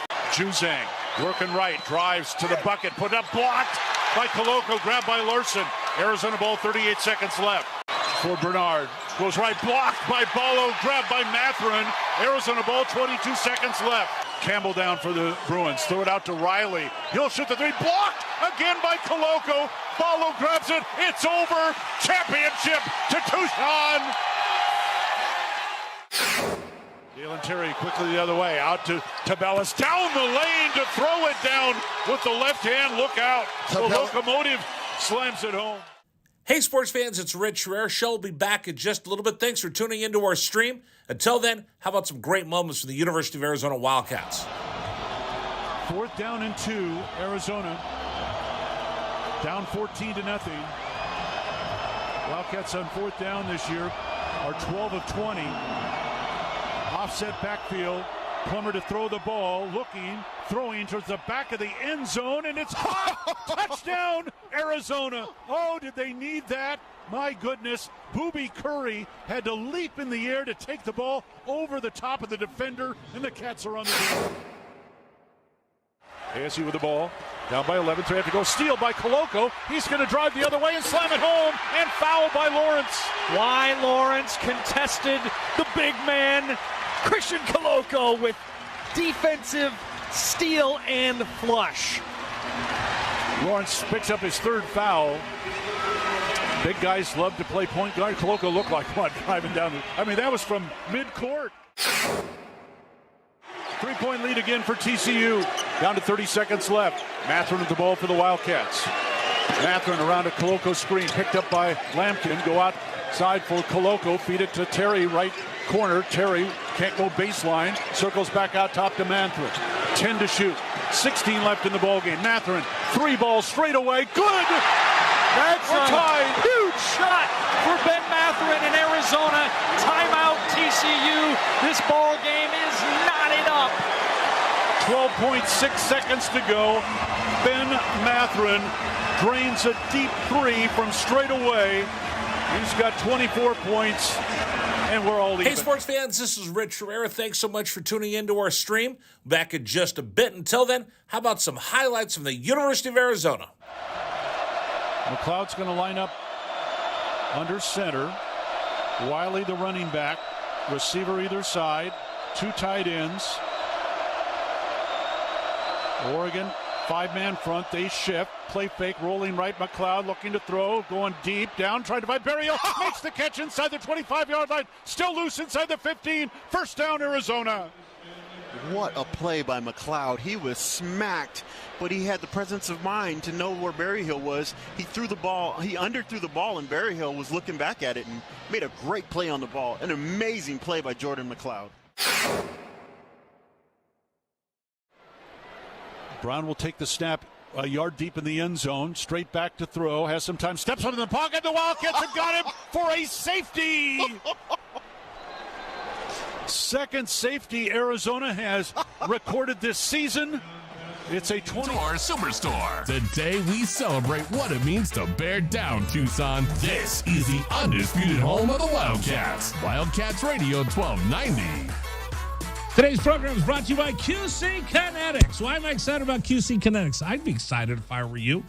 If I had joint pain that just never goes away, joint pain that just has absolutely kept me sitting in my lazy boy, being lazy, because it hurts too much to get up to go play golf, to go hiking, to go walking, to go running, to do anything, I'd be excited if I were you. Why? Because there are new ways of dealing with that joint pain. Don't just sit there and let them tell you, well, we'll try steroids. Yeah, that didn't work. Let's try painkillers. Yeah, that's not good either. Okay, let's just cut you open and we'll have surgery. Yeah, I don't think so. That's what they did 30 years ago. Why would you do that today? No, QC Kinetics, it's the new way. It's advanced medical treatments of using your body's own natural healing abilities to make your life better, using regenerative treatments that can restore and repair damaged tissue. So if you've got bone-on-bone arthritis, if you've got rotator cuff or torn meniscus, don't just sit there and suffer or think the old ways are the only ways. Here's what I want you to do. I want you to call QC Kinetics. They have an alternative way to deal with the pain. QC Kinetics, 520-497-4955, 520-497-4955, QC Kinetics, 520-497-4955. That's 520-497-4955. Call QC Kinetics now for a free consultation located at Academy in Orange Grove. One more time, 520-497-4955. All right, last night, the Dubs, Suns. I love Arizona, but I'm still a Warriors fan. But this got a little chippy. So normally about this point of the season, there's no way in God's green earth I'm going to watch an NBA game because they're boring. But this season, maybe, I don't know, somebody's lit a fire. Maybe people are tired of watching the Warriors win all the time. Maybe people are trying to bury the Lakers since they suck right now. But for whatever the reason, we saw Christian Koloko get into it with the Miami Heat. Last night, we saw Devin Booker getting into it, and we saw Klay Thompson running his mouth, running some trash out there. That's right. You want to hear it? Yeah. That defense right there, that possession by Golden State. Oh, another technical. That goes on Ayton. He has 3 fouls in this game. And look at Booker and look at Klay Thompson are continuing to go at one another. I'm here for it, people. I am here for it, Miss Parker. There's some statements going on. There's a game in between the game, Candace. You see what's going on out here. The people at home, both of these teams are trying to make a statement. Don't count it. Green, oh, now we got more separation between Booker and Thompson. It's game 4. That felt like a game 4 of the playoffs. Yeah, it felt like a Western Conference Finals game. That felt like game 4 of the playoffs. And last night, that was exciting. So here's what I think's going on. Suns had what, the best record? They had the best record last year by like 9 games, I think. Yeah, Warriors kind of limped into the playoffs. Warriors had Klay and Steph and Draymond miss a combined 150 games in the regular season. They only played together the last 2 weeks of the season last year. So they come in, they've got their rings. I think people are tired of the Warriors. I think people are tired of Draymond Green. I think people are tired of the Warriors and their dominance. I think people are getting tired of Steph going nighty-night. I think people are tired of all of that. Unless it's me, and I love all that because I'm a Warriors fan. I'll tell you what happened if you want a quick analogy. Yeah. Let's say you got a 10-year-old, right? And he goes into a doctor's office, and he tells the doctor, he's like, I got a great riddle for you. And he tells it, and the doctor's like, oh, wow, never heard that one. And the 10-year-old says, Neener, I know more than you. I'm better than you. Ha, ha, ha. The doctor doesn't point back to the wall behind him and say, do you know how many degrees I have? Do you know how long I went to school? Do you know how much more I know about you? He just gives that 10-year-old the moment, right? He's not going to ridicule. And that's kind of what was going on last night because, Rich, Devin Booker is pretty much unquestionably the best, if not 1A shooting guard in the NBA right now. And Klay Thompson was that 4 or 5 years ago, but after these injuries, he's not quite as quick. Klay Thompson was always the best defensive 2 guard. But what happened last night is Devin put 25 points on him. Clay at that time had 2 points and was like 0 for 7 from 3. And Booker likes to say, there's another one. Booker likes to talk. And Clay just came back with 4 rings. All he said the entire time back to him was 4 rings. Look how many rings I got. And that's what I mean. Rings. That's what I mean by that analogy. Unquestionably, the Dubs' success is nobody's questioning how good they've been, dynasty levels. And Klay Thompson doesn't have to explain himself to anybody. And Booker is still 25, 26, young guy. They have a chip on their shoulder because CP3 doesn't have much more time in the league, Rich. And so they're playing with that sense of urgency. And I think last night was just it doesn't mean anything. It's a game out of 82. As far as the overall records go, as far as seeding in the playoffs, it'll mean very little. But it means everything because the Suns want to be where the Warriors are. And because at the time Clay was not shooting well, Devin put up 20 points in the first quarter, I think. I think he was 6 for 6 or 7 for 7, something like that.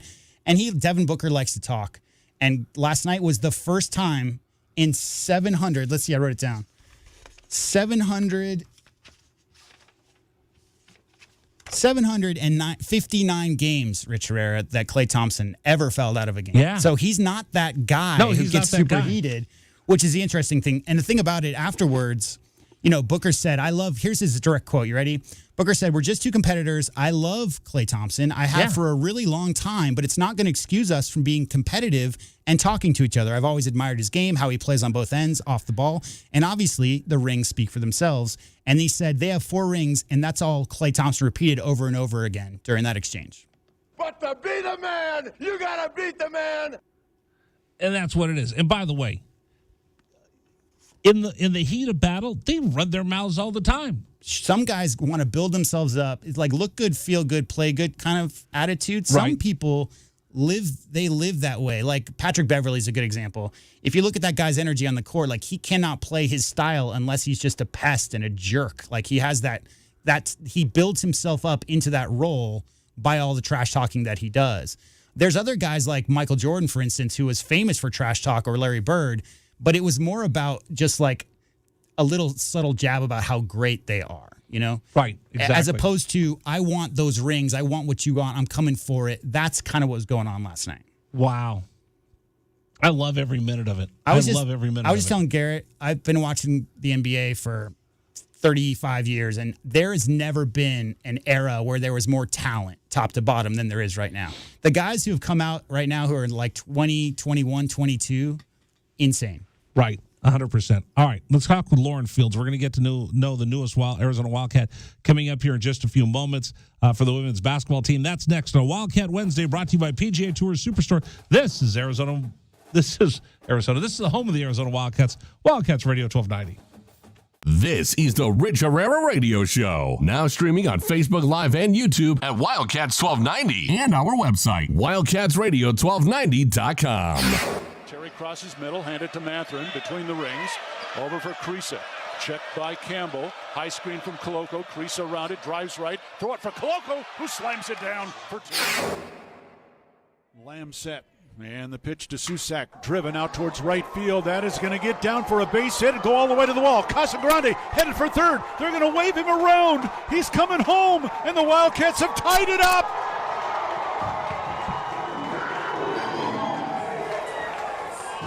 Susak with an RBI double to right center. And we're still playing ball. Tied at 16 in the bottom of the 10th. Shot blocked by Koloko, who grabs it out of the air. Ahead to Dalen Terry, Arizona with the ball, minute 30 to go, and a 6-point lead. Juzang working right, drives to the bucket, put up, blocked by Koloko, grabbed by Larson. Arizona ball, 38 seconds left. For Bernard, goes right, blocked by Ballo, grabbed by Mathurin. Arizona ball, 22 seconds left. Campbell down for the Bruins, throw it out to Riley. He'll shoot the 3, blocked again by Koloko. Ballo grabs it, it's over. Championship to Tucson. Hey, sports fans, it's Rich Herrera. Thank you so much for tuning into our stream. We'll be back in just a bit. Until then, how about some Arizona Wildcat highlights? 4th down and less than a yard. Trojans will go for it in a tie game. Slovis out of the shotgun. Step to his left. Step to hand off. Into the backfield and drop. No gain, loss on the play. Cats take over. That's a huge play by Arizona. Explosive play in the backfield that time. Shot blocked by Koloko, who grabs it out of the air. Ahead to Dalen Terry, Arizona with the ball, minute 30 to go, and a 6-point lead. Juzang working right, drives to the bucket, put up, blocked by Koloko, grabbed by Larson. Arizona ball, 38 seconds left. For Bernard, goes right, blocked by Ballo, grabbed by Mathurin. Arizona ball, 22 seconds left. Campbell down for the Bruins, throw it out to Riley. He'll shoot the three, blocked again by Koloko. Ballo grabs it, it's over. Championship to Tucson. Dalen Terry quickly the other way, out to Tabellas, down the lane to throw it down with the left hand. Look out, the locomotive slams it home. Hey, sports fans, it's Rich Herrera. Show will be back in just a little bit. Thanks for tuning into our stream. Until then, how about some great moments for the University of Arizona Wildcats? 4th down and 2, Arizona. Down 14-0. Wildcats on 4th down this year are 12 of 20. Offset backfield. Plummer to throw the ball, looking, throwing towards the back of the end zone, and it's hot! Touchdown, Arizona! Oh, did they need that? My goodness, Booby Curry had to leap in the air to take the ball over the top of the defender, and the Cats are on the board. ASU with the ball, down by 11, so they have to go. Steal by Koloko. He's going to drive the other way and slam it home, and foul by Lawrence. Why Lawrence contested the big man, Christian Koloko, with defensive steal and flush. Lawrence picks up his 3rd foul. Big guys love to play point guard. Koloko looked like one driving down. That was from mid-court. 3-point lead again for TCU. Down to 30 seconds left. Mathurin with the ball for the Wildcats. Mathurin around a Koloko screen, picked up by Lampkin. Go outside for Koloko. Feed it to Terry, right corner. Terry can't go baseline. Circles back out top to Mathurin. 10 to shoot. 16 left in the ballgame. Mathurin, 3 balls straight away. Good! That's We're a tied. huge shot for Ben Mathurin in Arizona. Timeout TCU. This ball game is knotted up. 12.6 seconds to go. Ben Mathurin drains a deep 3 from straight away. He's got 24 points, and we're all even. Hey, sports fans, this is Rich Herrera. Thanks so much for tuning into our stream. Back in just a bit. Until then, how about some highlights from the University of Arizona? McLeod's going to line up under center. Wiley, the running back. Receiver either side. 2 tight ends. Oregon, 5-man front. They shift. Play fake, rolling right. McLeod looking to throw. Going deep. Down, trying to find Berrios. Makes the catch inside the 25-yard line. Still loose inside the 15. First down, Arizona.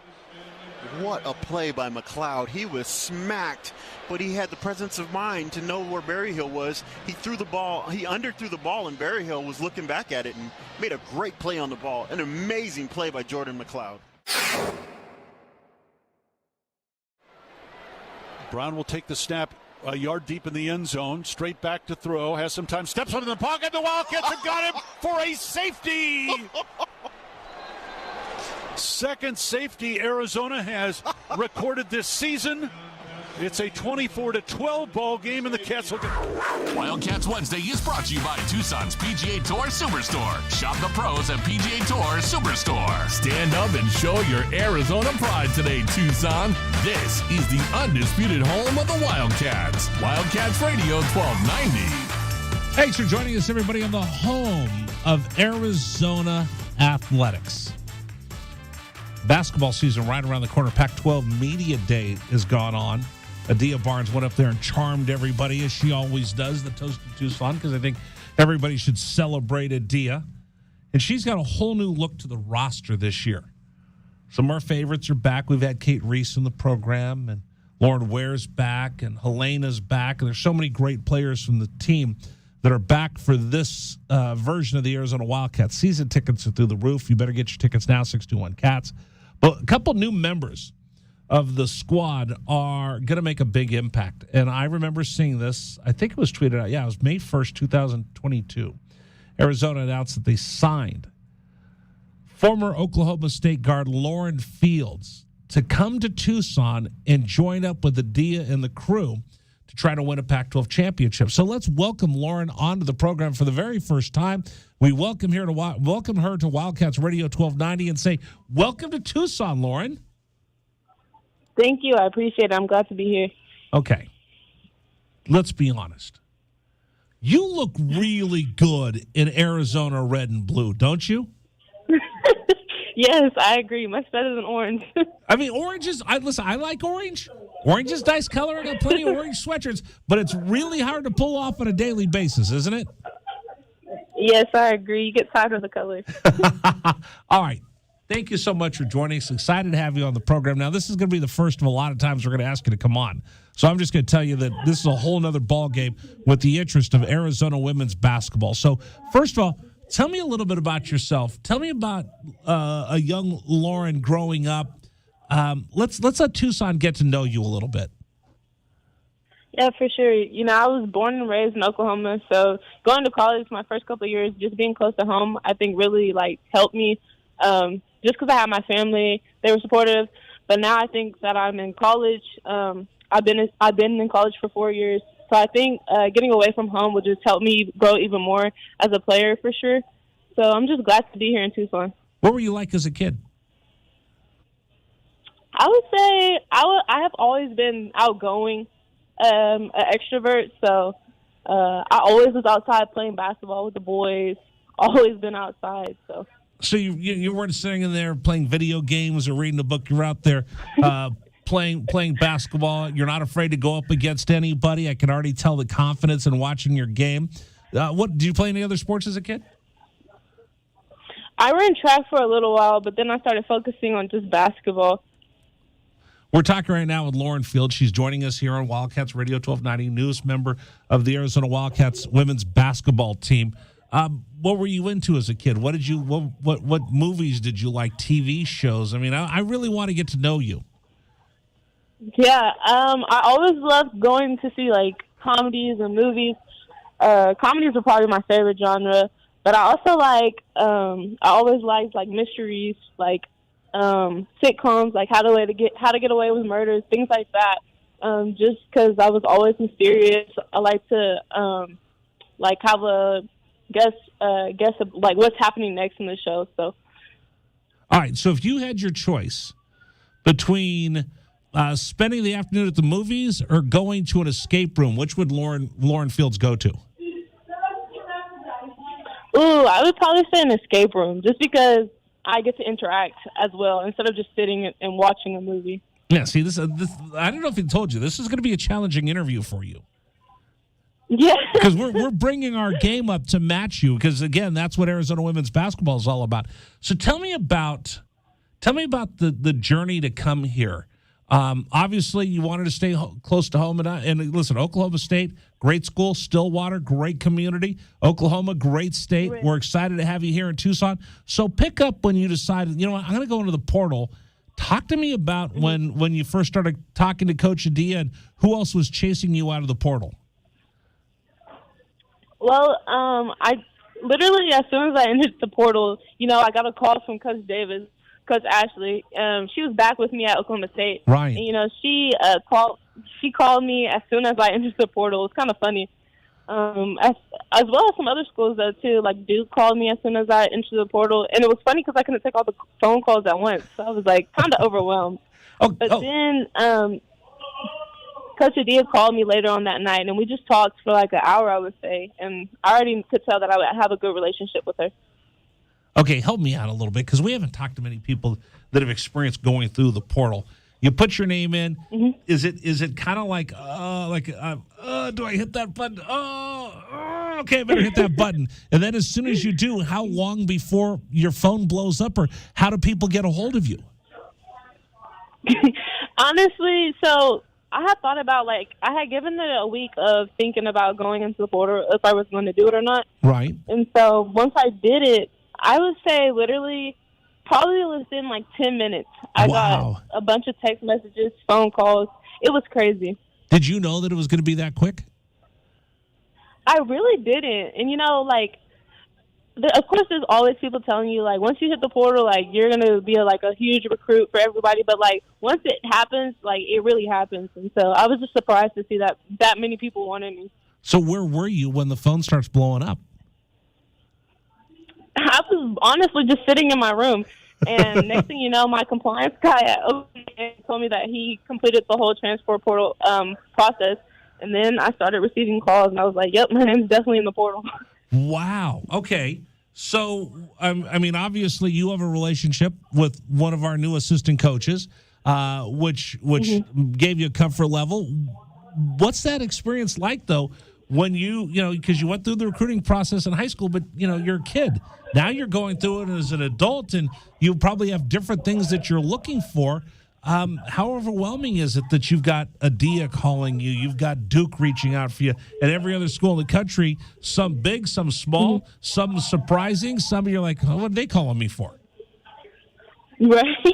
I think I talked to my parents, and they just reminded me that I need to have a list, basically, of in the next school that I go to. And I think that list actually did help me in deciding my final choice. So what were you looking for? I would say the first thing I wanted to definitely develop. I think skill development was a big piece that I was missing. So I wanted to make sure the next school I would get better. And Coach played for the Nadia. She's been in the WNBA. So I knew I could come here and get better. And then another thing was playing with players who could also help me get better. And, not myself just having to do it all, because I would say on my last team, I was forced to do it all. So playing with good players, I knew that it would make it easier for me.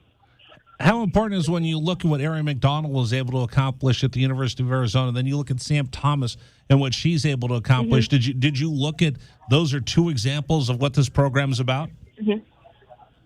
For sure. And just with Erin, her being on staff now, like she's in practice, like just giving me little tips on the sideline, and like I look at that and I'm like, wow, I'm thankful that I have someone who's in a WNBA right now just helping me through it. I mean, come on, you don't get that anywhere else, right? I mean, you're sitting there and, she's showing you. By the way, I could coach you and tell you, all right, Lauren, here's what you need to do, but you look at me and go, okay, you're just a dumb talk show host.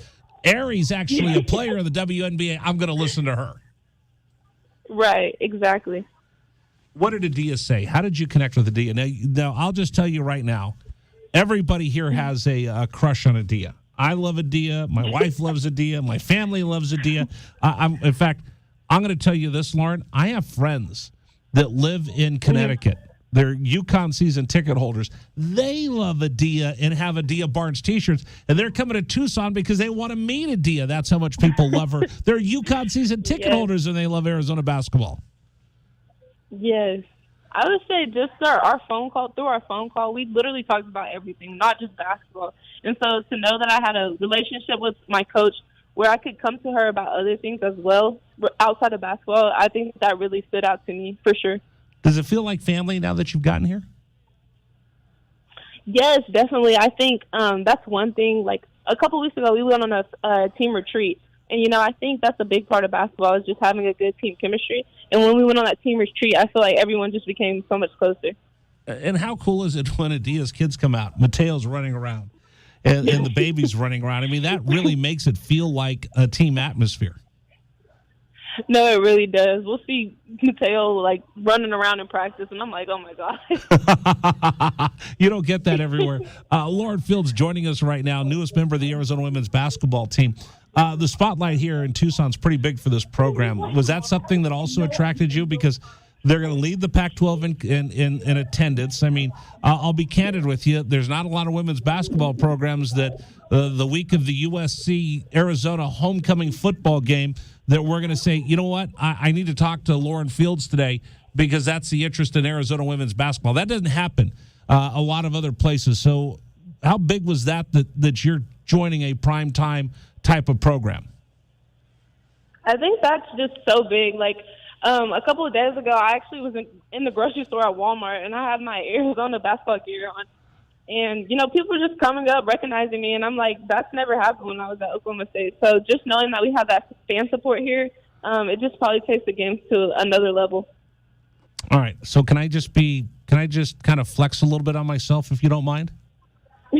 Yes, go ahead. I'm just going to tell you how cool we are, because let me ask you this. The week of of a big Oklahoma State football game, would they invite you to come on the radio? Probably not, no. Okay. No. I'm just flexing here right now because everybody knows who's a friend of the program, and it's this guy right here. So that's how excited we were to have you on the air. What have you thought of our community? What have you thought of Tucson so far?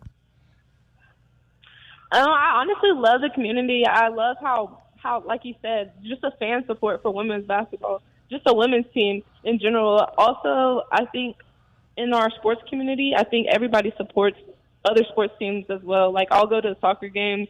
The soccer girls are planning to be there tomorrow, so I'm just excited that everyone really supports everyone here. Okay, you're from Oklahoma. They have Mexican food in Oklahoma, but not like we have here in Tucson. Tell me about the food, the culture, the atmosphere. I mean, this is a little different than the plains of Oklahoma.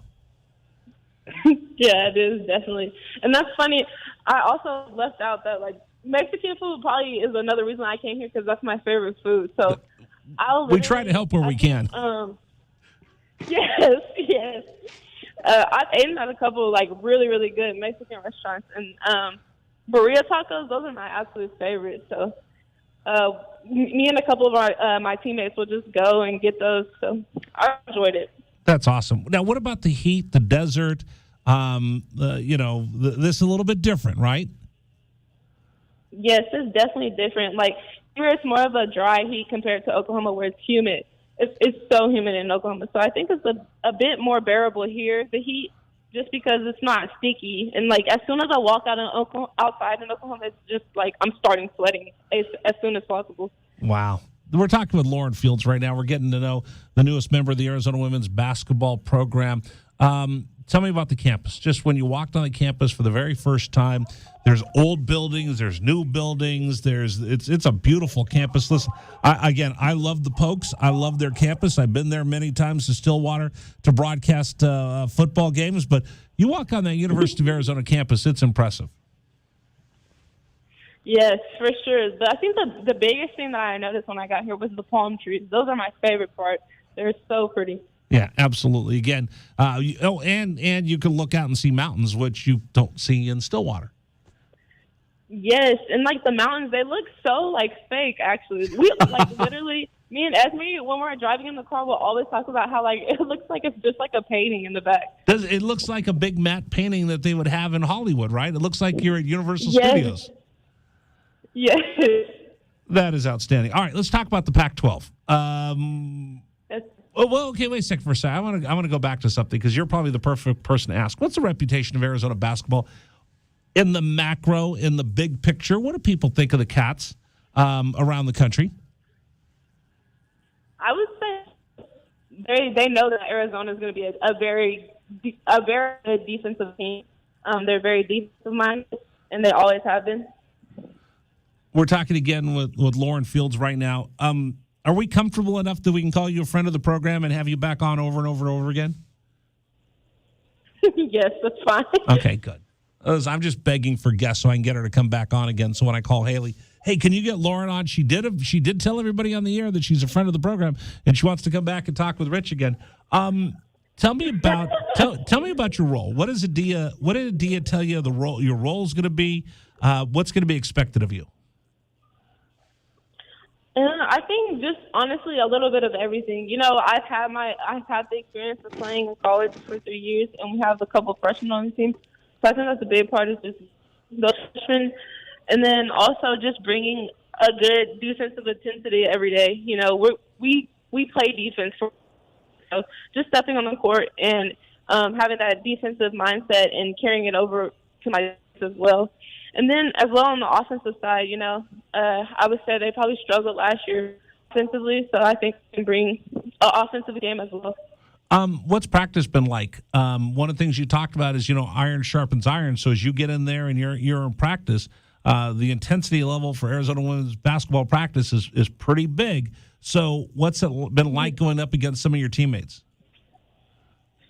I would say everybody on the team is super competitive, which just takes the intensity to a whole honestly good. Like, we'll have freshmen guarding seniors just trying to make, and the team and better, and they're competing every day. And I think that just says something about our team that we're wanting to get to the level we're capable of reaching.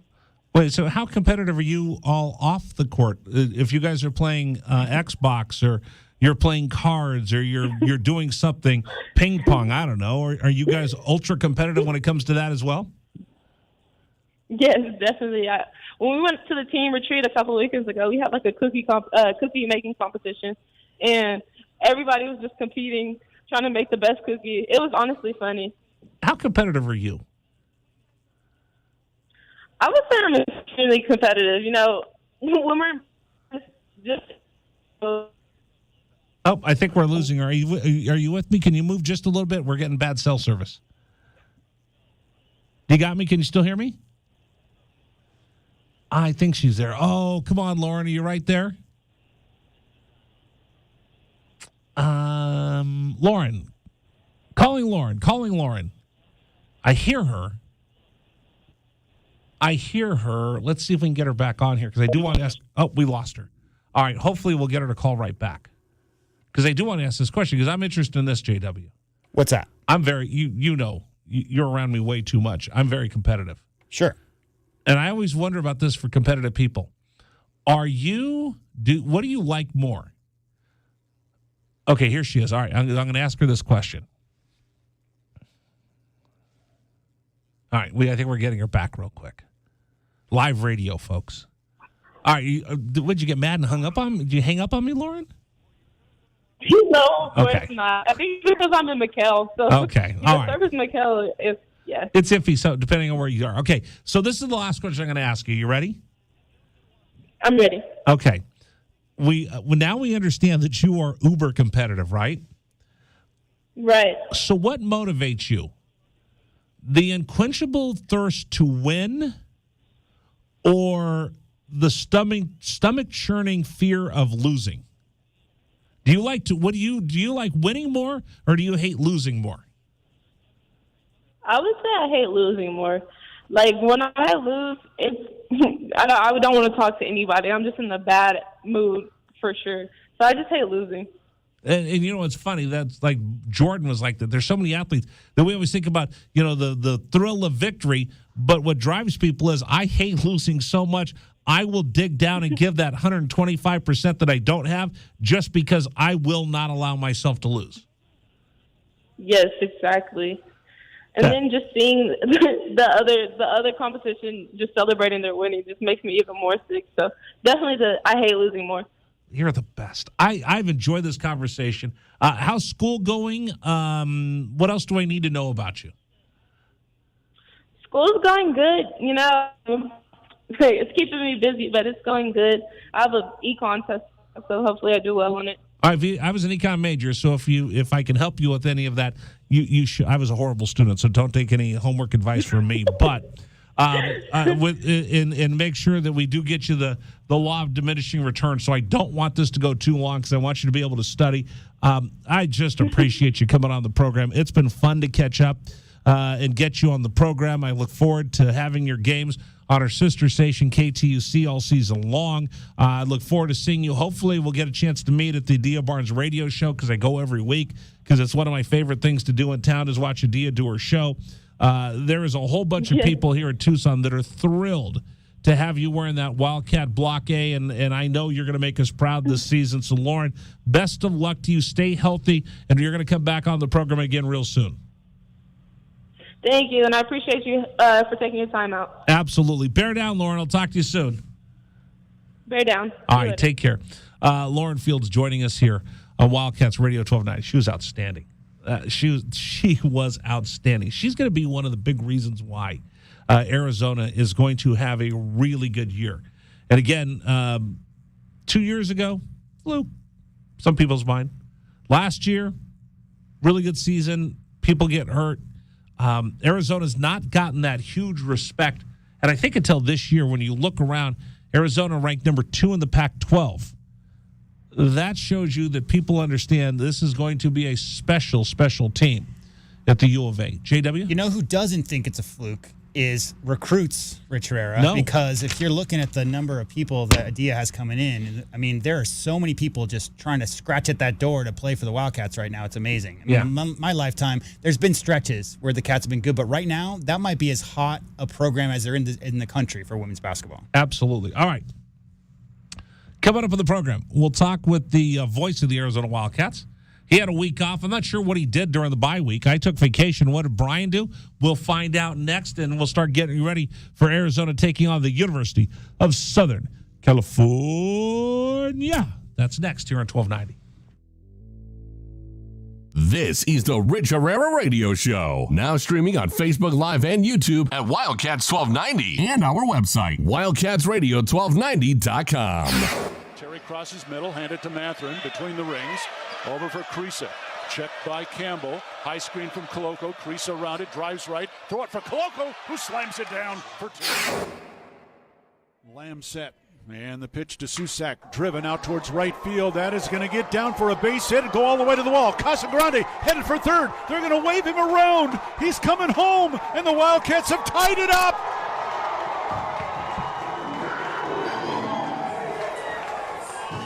Susak with an RBI double to right center. And we're still playing ball. Tied at 16 in the bottom of the 10th. Shot blocked by Koloko, who grabs it out of the air. Ahead to Dalen Terry, Arizona with the ball, minute 30 to go, and a 6-point lead. Juzang working right, drives to the bucket, put up, blocked by Koloko, grabbed by Larson. Arizona ball, 38 seconds left. For Bernard, goes right, blocked by Ballo, grabbed by Mathurin. Arizona ball, 22 seconds left. Campbell down for the Bruins, throw it out to Riley. He'll shoot the three, blocked again by Koloko. Ballo grabs it, it's over. Championship to Tucson. Hey, sports fans, it's Rich Herrera. Thank you so much for tuning into our stream. We'll be back in just a bit. Until then, how about some Arizona Wildcat highlights? Fourth down and less than a yard. Trojans will go for it in a tie game. Slovis out of the shotgun. Step to his left. Step the handoff. Into the backfield and drop. No gain. Loss on the play. Cats take over. That's a huge play by Arizona.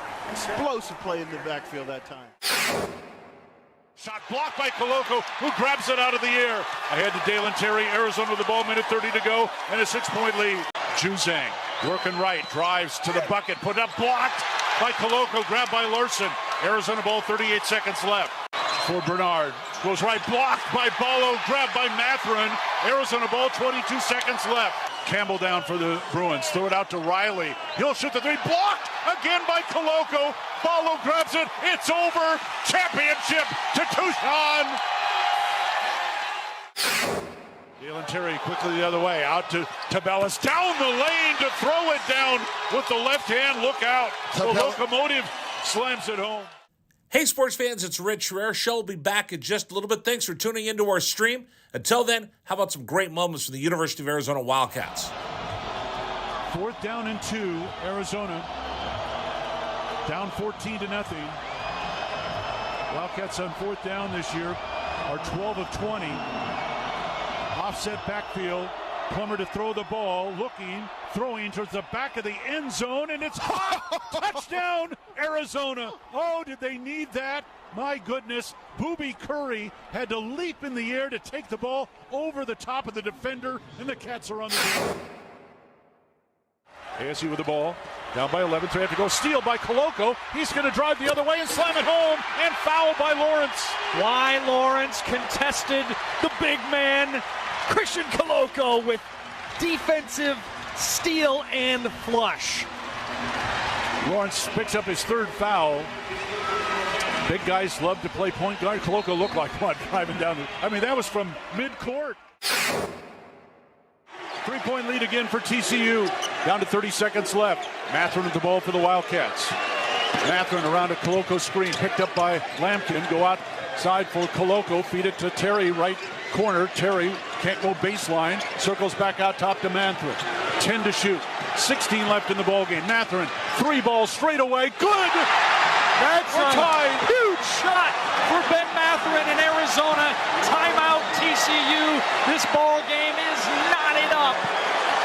12.6 seconds to go. Ben Mathurin drains a deep three from straight away. He's got 24 points, and we're all even. Hey, sports fans, this is Rich Herrera. Thanks so much for tuning into our stream. Back in just a bit. Until then, how about some highlights from the University of Arizona? McLeod's going to line up under center. Wiley, the running back. Receiver either side. 2 tight ends.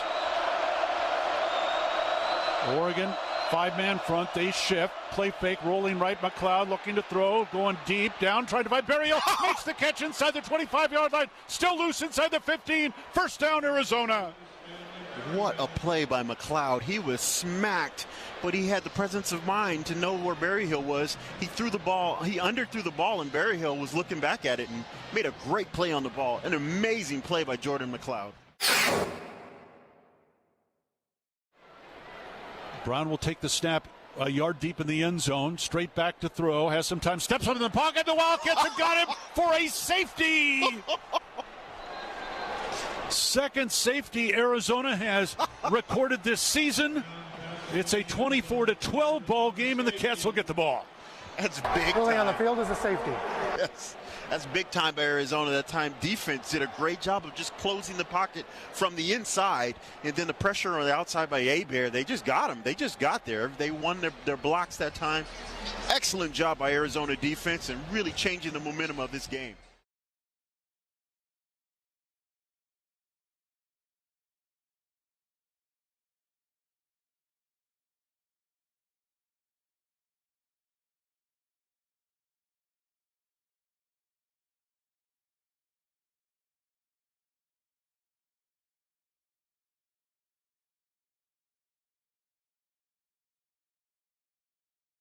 Let's talk Arizona football. Our Arizona Insiders are brought to you by Coors Light, official corporate sponsor of Arizona Athletics. Chill on, Wildcats. Here is your host, Rich Herrera. It's 5 o'clock on a Wednesday, Wildcat Wednesday. It's time to talk to the one and only legendary Hall of Famer, the voice of the Arizona Wildcats. Can I come up with any other accolades to throw his way? Brian, did I miss anything? Brian Jeffries joining us here on 1290. Amateur plumber. I just want to let you know, Rich, I was telling JW that over the weekend I installed a new faucet in the kitchen, so I feel very proud of myself. Okay. How many trips to the hardware store did it take, and how over budget were you? No, actually, I was in budget. I made one trip. Second time I've done this to the same sink. I've got it down pat now. Now, plumbing is not my specialty. I'm not going to lie to you, but I was very happy with the result. Let's put it that way. Are you handy around the house? I like to, yeah. I like to work in the yard. Like to do things. Absolutely, I think it's fun. It's a great escape, and we're headed into that time of the year now where it's nice, and once football gets done here, have maybe an afternoon once a week to get outside and rake some leaves and trim some bushes. It's always fun. You know what I always do? I go out there and I figure out what I'm going to get when I go to the hardware store. And then I always look to see, okay, well, that's a little bit more expensive. Maybe I'm going to get this one because it's a little bit more reasonable. And I go get the one that's a little more reasonable, and it's not quite what I need. And by the time I'm done, I bought 3 of the same items because I broke the first 2 because I just didn't get the one that I should have gotten in the beginning. There you go. You shoot for quality. It's going to last you. When it comes to, again, the amateur opinion, Rich, but when it comes to your home repairs, spend the money because it's going to last a long time as opposed to just a temporary fix. See, you know what? I'm going to get home and my wife's going to say, see, listen, you need to be more like Brian Jeffries. Yeah. Well, like I said, it's a necessary part of it, and I'm okay. I've gotten a few. I did some painting before. I think I've done just about everything. Like I said, plumbing usually is not my specialty, but this time it worked. At least so far it worked, Rich. 3 days so far it's worked. We'll see if you'll have to change it for the 3rd time, right? Yeah, exactly. That's it. I haven't looked under the counter to see if there's any leaks yet. I'm kind of afraid. There you go. Brian Jeffries joining us right now as we talk Arizona Wildcat football and home restoration.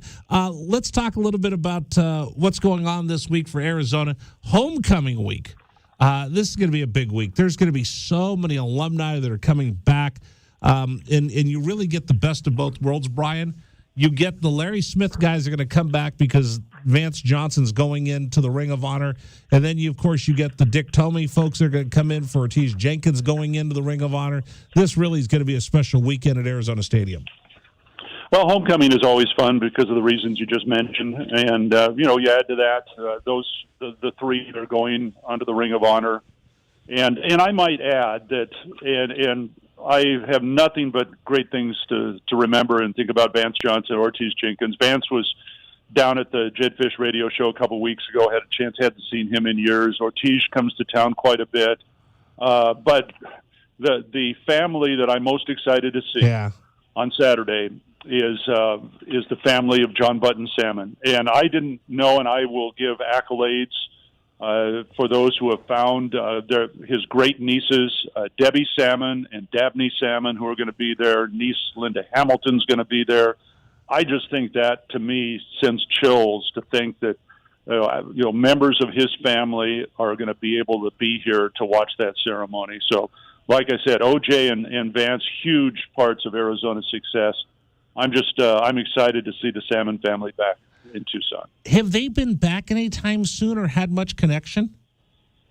Not that I'm aware of, and that's why I'm excited to see them and to have them part of this, because as far as I know, they have not.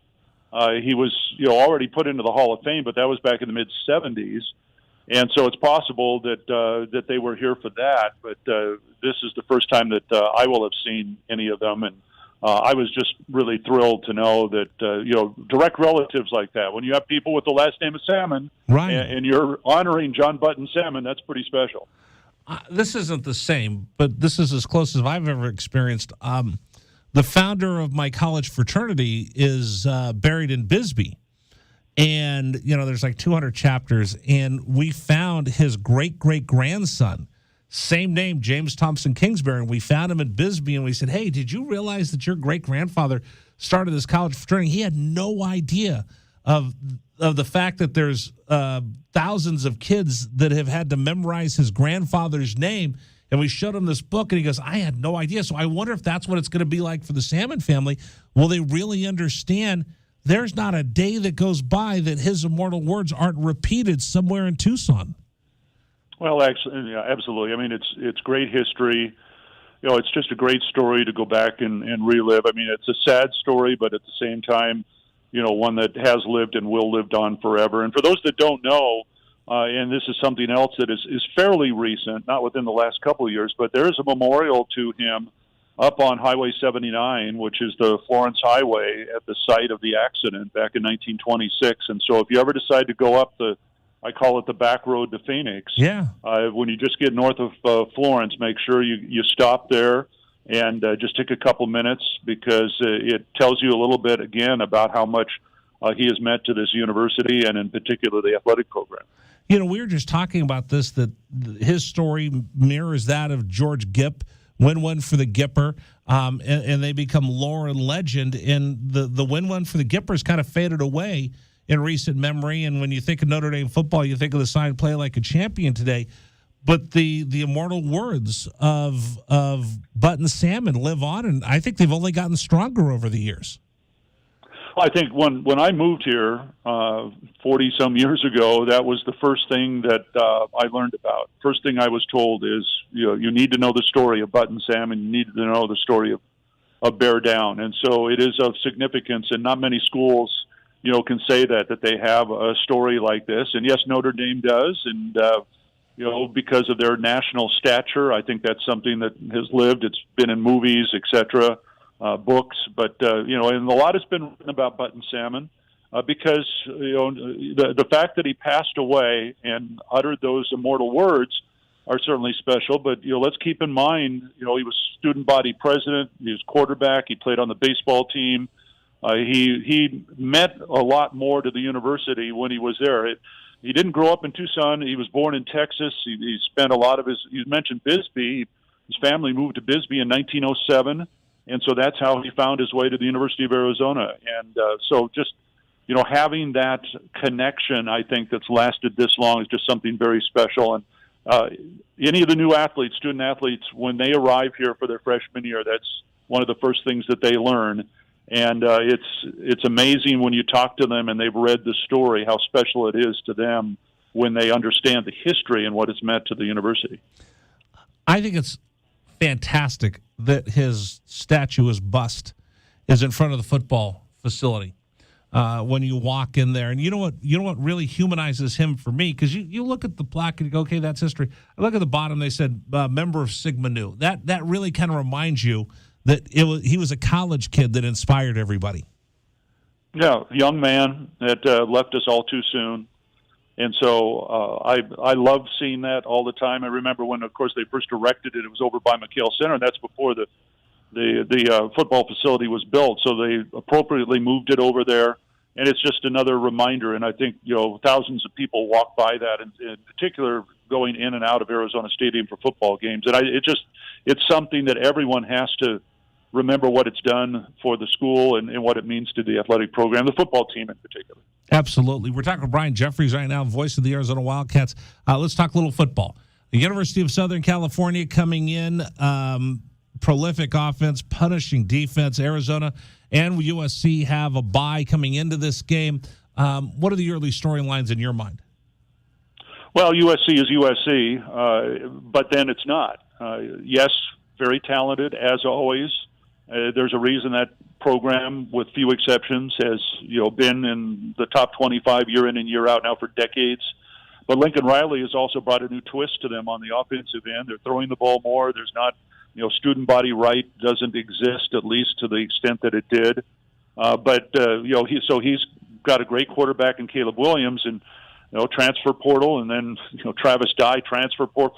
I think my understanding is Lincoln Riley has more transfer portal players in his rotation than any team in the Pac-12, and that's how you get things going. So you go from 4-8 last year to 6-1 right now, and one of the front runners in the Pac-12. So yeah, they're just very good. I mean, there's you don't really find any weaknesses, but that's typical for USC. So another huge assignment for the Wildcats. But I think both teams had the week off, but I think for the Wildcats in particular, it was a great chance to recharge, go back and, as Jed Fish said, self-scout. Take a look at what they've done over the first 7 games. What can they change? And you can't change a lot in just 1 week like that. But they got a few new twists. They're going to, a few things they're going to try this weekend because at this point we know what they are, and that's why I think that they've got to throw a couple things in there just to see if it sticks and see if they can pull off an upset. I think this team has some wins left in it this year. I don't think there's any doubt about that. Is it this week? Is it the following week? I don't know. Tough stretch here, as you know, Rich. So I'm just looking forward to the game. Last time USC will probably ever play at Arizona Stadium, and there's going to be mixed feelings amongst that. There's some anger, and I think also some sadness. I did ask that of Jed. I had to. Everybody looked at me and kind of groaned, ugh. I asked that. He wasn't going to give me anything, nor should he have, but it was a question I thought needed to be asked. How big of it is this going to be for the city, for Tucson? I'm expecting a huge crowd, knowing that this is the last time the Trojans are coming through. Well, it's homecoming. That always brings out a lot of people, and USC always brings a lot of people. Not only USC fans, but Arizona fans will come out because of the stature of the program. And I don't know how many people will go just because it's probably the last time they'll play here. But if that motivates you, so be it. I think it only helps the Wildcats to have a big crowd. This is the last time we have to listen to that Trojan marching band at Arizona Stadium. I think that's the one thing that I won't miss. No offense to them. It's a great organization and everything, and the fact that they travel to road games, I think, is again, I salute them for that. But you don't like hearing that song in your stadium, and so that's, like I said, one thing I won't miss. This is the only song we know. It's boring and it's slow. We really wish you. Yeah, no, I know that song quite well. You know what? I stole this line from John Canzano, newspaper writer up in Oregon. That's so Pac-12. I look at the Pac-12 conference. We just feast upon each other. You just saw the last lone undefeated team, UCLA, lose. The week before, USC loses to Utah. there's still some upsets, and I'm not even sure we know how this Pac-12 schedule is going to shake out between the Trojans, the Bruins, the Ducks, and the Utes. Well, I mean, Oregon's in the driver's seat right now. If they win out, obviously they finish in first place and win the conference, and will play in the championship in Las Vegas. And then you know that USC and UCLA, they're going to play November 19th at the Rose Bowl. And on that same day, by the way, Utah plays at Oregon. So wow. That's going to be your separation weekend on November 19th, and you're going to figure out right then, probably, maybe, who's going to survive. But if Utah goes in and beats Oregon, which is entirely possible, that throws a whole monkey wrench into this thing. And so, those are the 4 teams right now that have pulled ahead, and there's 2 that are going to make it to Las Vegas. Like I said, I think that November 19th, those 2 matchups are going to be very intriguing, maybe more so for the LA schools. I think Oregon right now, if they continue to play as well as they are, Rich, I think you'll agree. I think it's going to be hard to beat them. But that USC-UCLA game, it's a rivalry game. That's going to mean a heck of a lot in terms of possibly getting one of those teams into the championship game. Brian Jeffries joining us here on Wildcats Radio 1290. And by the way, one of these teams, Wildcats, Sun Devils, Cougs, Beavs, somebody's going to throw a monkey wrench into somebody's plans. I'm not sure if it's going to be this week against USC, maybe against Utah, maybe UCLA, maybe it'll be the Sun Devils that will do it. But we know just from this conference, Brian, that someone is going to slip up when we least expect it. Well, we should point out that, I mentioned Oregon and Utah. The following week, Oregon goes to Corvallis to play Oregon State. That is not a gimme by any means right now. I mean, the Beavers are playing really good defense, and if they get their quarterback situation ironed out, that's going to be a tough game for Oregon. But, no, I agree with you, Rich. I think that the conference as a whole is better. I know Colorado is trailing, and that program's got some things it's got to fix. I just think the level of play has increased this year. And so I agree. I think upsets are certainly possible, and Arizona is certainly involved in that. They've got an opportunity here in the next 3 weeks to knock off one of the top 4 teams. And so, hey, and then who knows? Maybe they get a couple more wins on top of that, and they're staring at a possible bowl bid. You never know. And that's why I think the conference is much better off this year than the last couple of seasons where, let's be honest. I mean, it was top heavy, and that was it. Things fell off after that. I just like the fact that there's some more balance this year, and you really can't go into any weekend saying, okay, I know who's going to win, because it usually doesn't work out that way. Brian Jeffries joining us this week. Don't forget, he and Lamont and Dana will bring you the game. We'll be on the air with you at 11:30. They take over with the play-by-play at 4 o'clock. The pregame show on the network will get going at 1:30. 2:30. 2:30. I'm sorry. Is it Mountain or Pacific? Actually, we don't change, so it doesn't matter. It's going to be at 2:30. Brian, again, you know what? That's why I'm going to go home. My wife's going to say, can't you be more like Brian? He knows how to fix the water faucet the very first time, and he knows the difference between the time zones. Just call it Arizona time, Rich. You'll be good. Oh, you know what? I like that. I'm going to steal that from you. Brian, thank you so much. I'll see you Saturday. All right. See you, Rich. Thanks. All right, bear down. Brian Jeffries joins us here on Wildcats Radio 1290. All right, coming up, I got a couple more thoughts as we get ready for the football game. And then, if you missed our conversation with Al Borges, you want to hear it coming up. All right here on 1290. Thanks to Coors Light for bringing you today's air. This is the Rich Herrera Radio Show. Now streaming on Facebook Live and YouTube at Wildcats 1290 and our website, wildcatsradio1290.com. Terry crosses middle, handed to Matherin between the rings. Over for Creasa. Checked by Campbell. High screen from Koloko. Creasa around it, drives right. Throw it for Koloko, who slams it down for 2. Lamb set. And the pitch to Susak, driven out towards right field. That is going to get down for a base hit and go all the way to the wall. Casagrande headed for third. They're going to wave him around. He's coming home, and the Wildcats have tied it up.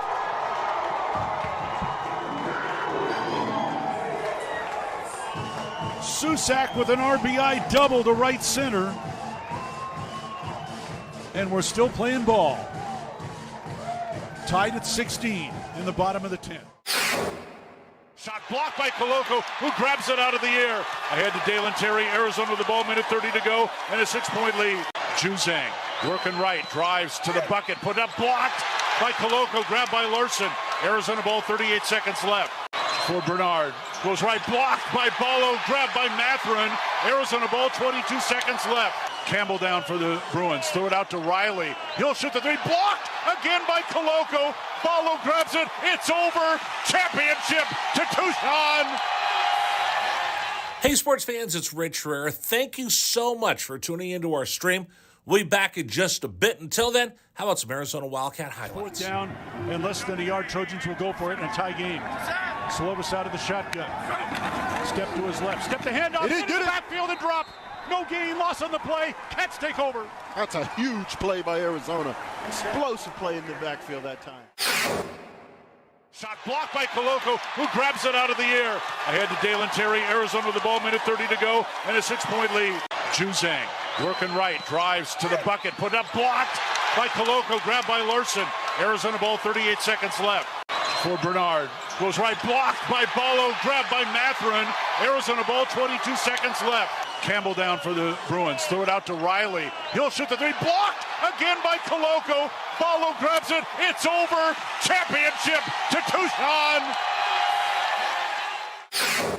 Dalen Terry quickly the other way, out to Tabellas, down the lane to throw it down with the left hand. Look out. The locomotive slams it home. Hey, sports fans, it's Rich Herrera. Show will be back in just a little bit. Thanks for tuning into our stream. Until then, how about some great moments from the University of Arizona Wildcats? 4th down and 2, Arizona. Down 14-0. Wildcats on 4th down this year are 12 of 20. Offset backfield.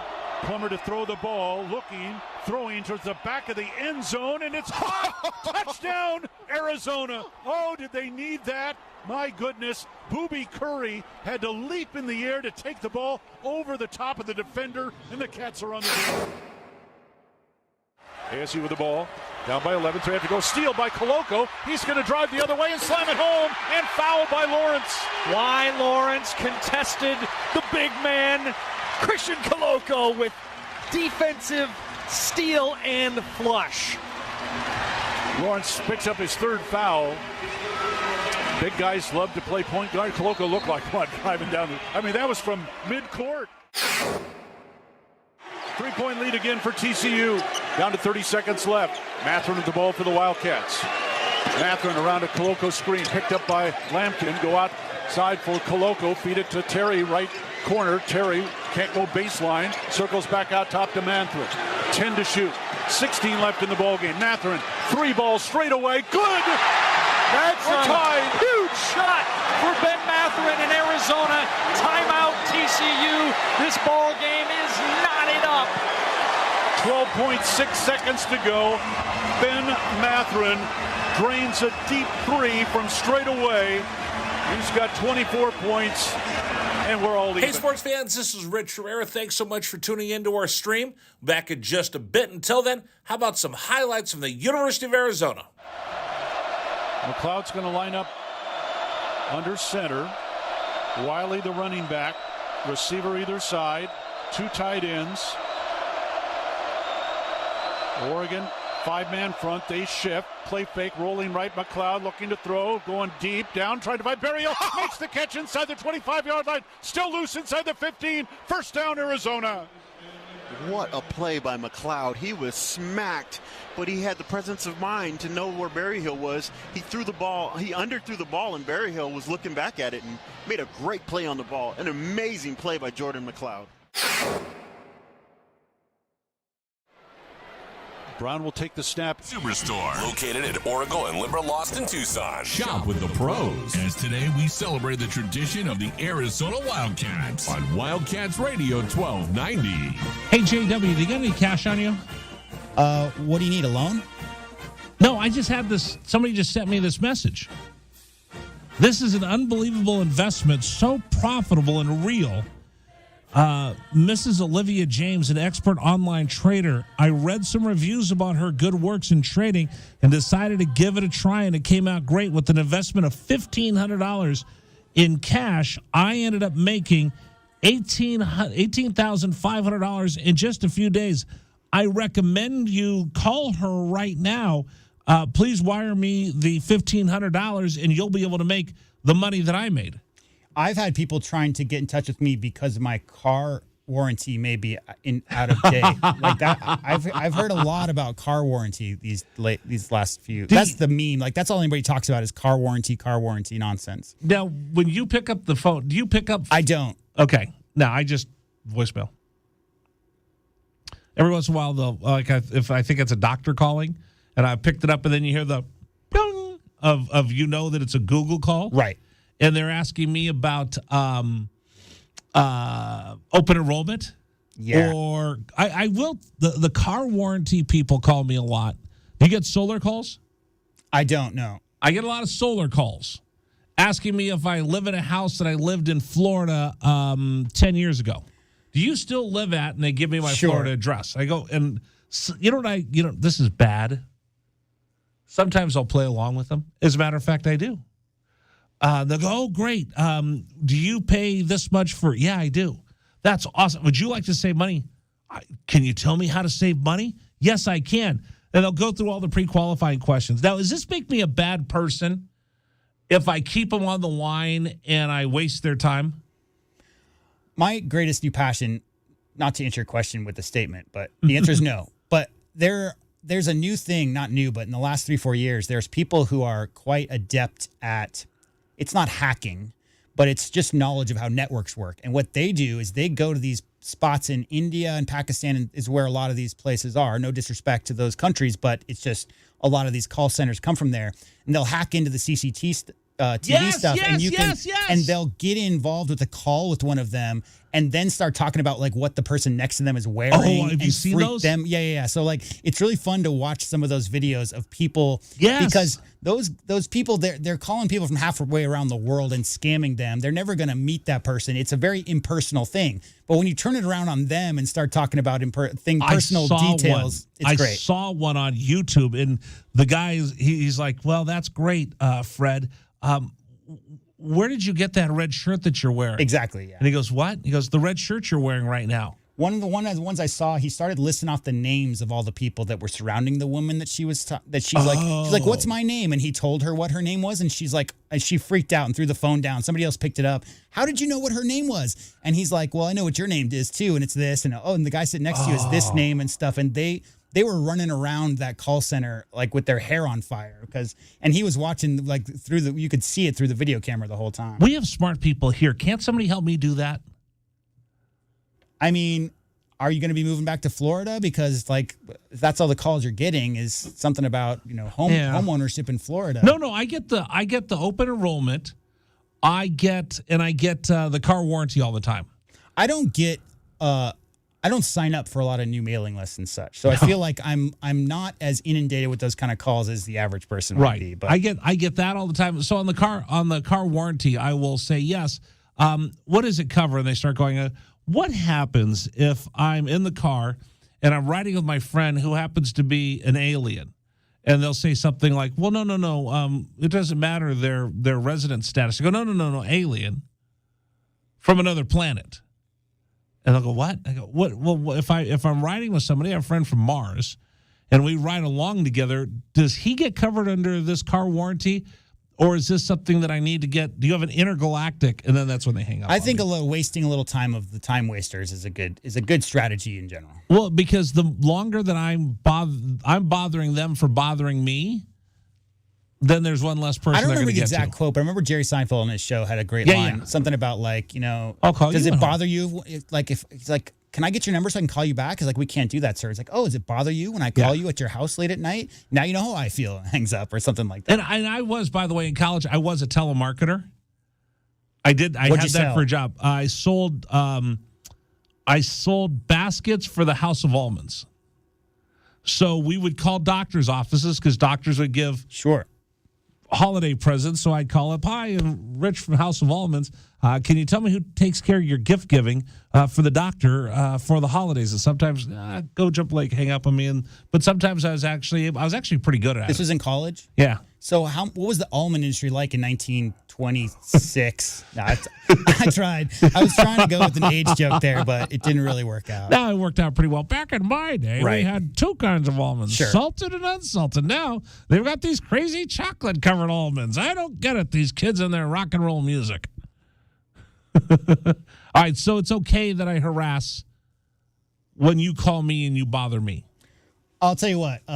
My dad's house was up by Sabino Canyon, had thousands of hummingbirds at a time because he'd been feeding them for years, and had the world's hummingbird expert come, and they said, is it bad, sugar water and whatnot? And the person who's the world's expert said, these hummingbirds came here to your place. You're not going to their place. You understand? So I feel like that answer is, if you're getting called, Rich Herrera, then whatever you do to that person, they initiated that in that situation. So whatever you do is fair game. Giddy up. All right, coming up on the program, we're going to go football 101 with my friend Al Borges, former offensive coordinator of the Pac-12, the Big Ten, the SEC. What's going on with defenses? What's going on with offenses? Why are we seeing these numbers being put up, the yards and the touchdowns? What's going on in college football? We're going to talk to him about a trend that Jed Fish mentioned this week. That's coming up here at 1290. This is the Rich Herrera Radio Show, now streaming on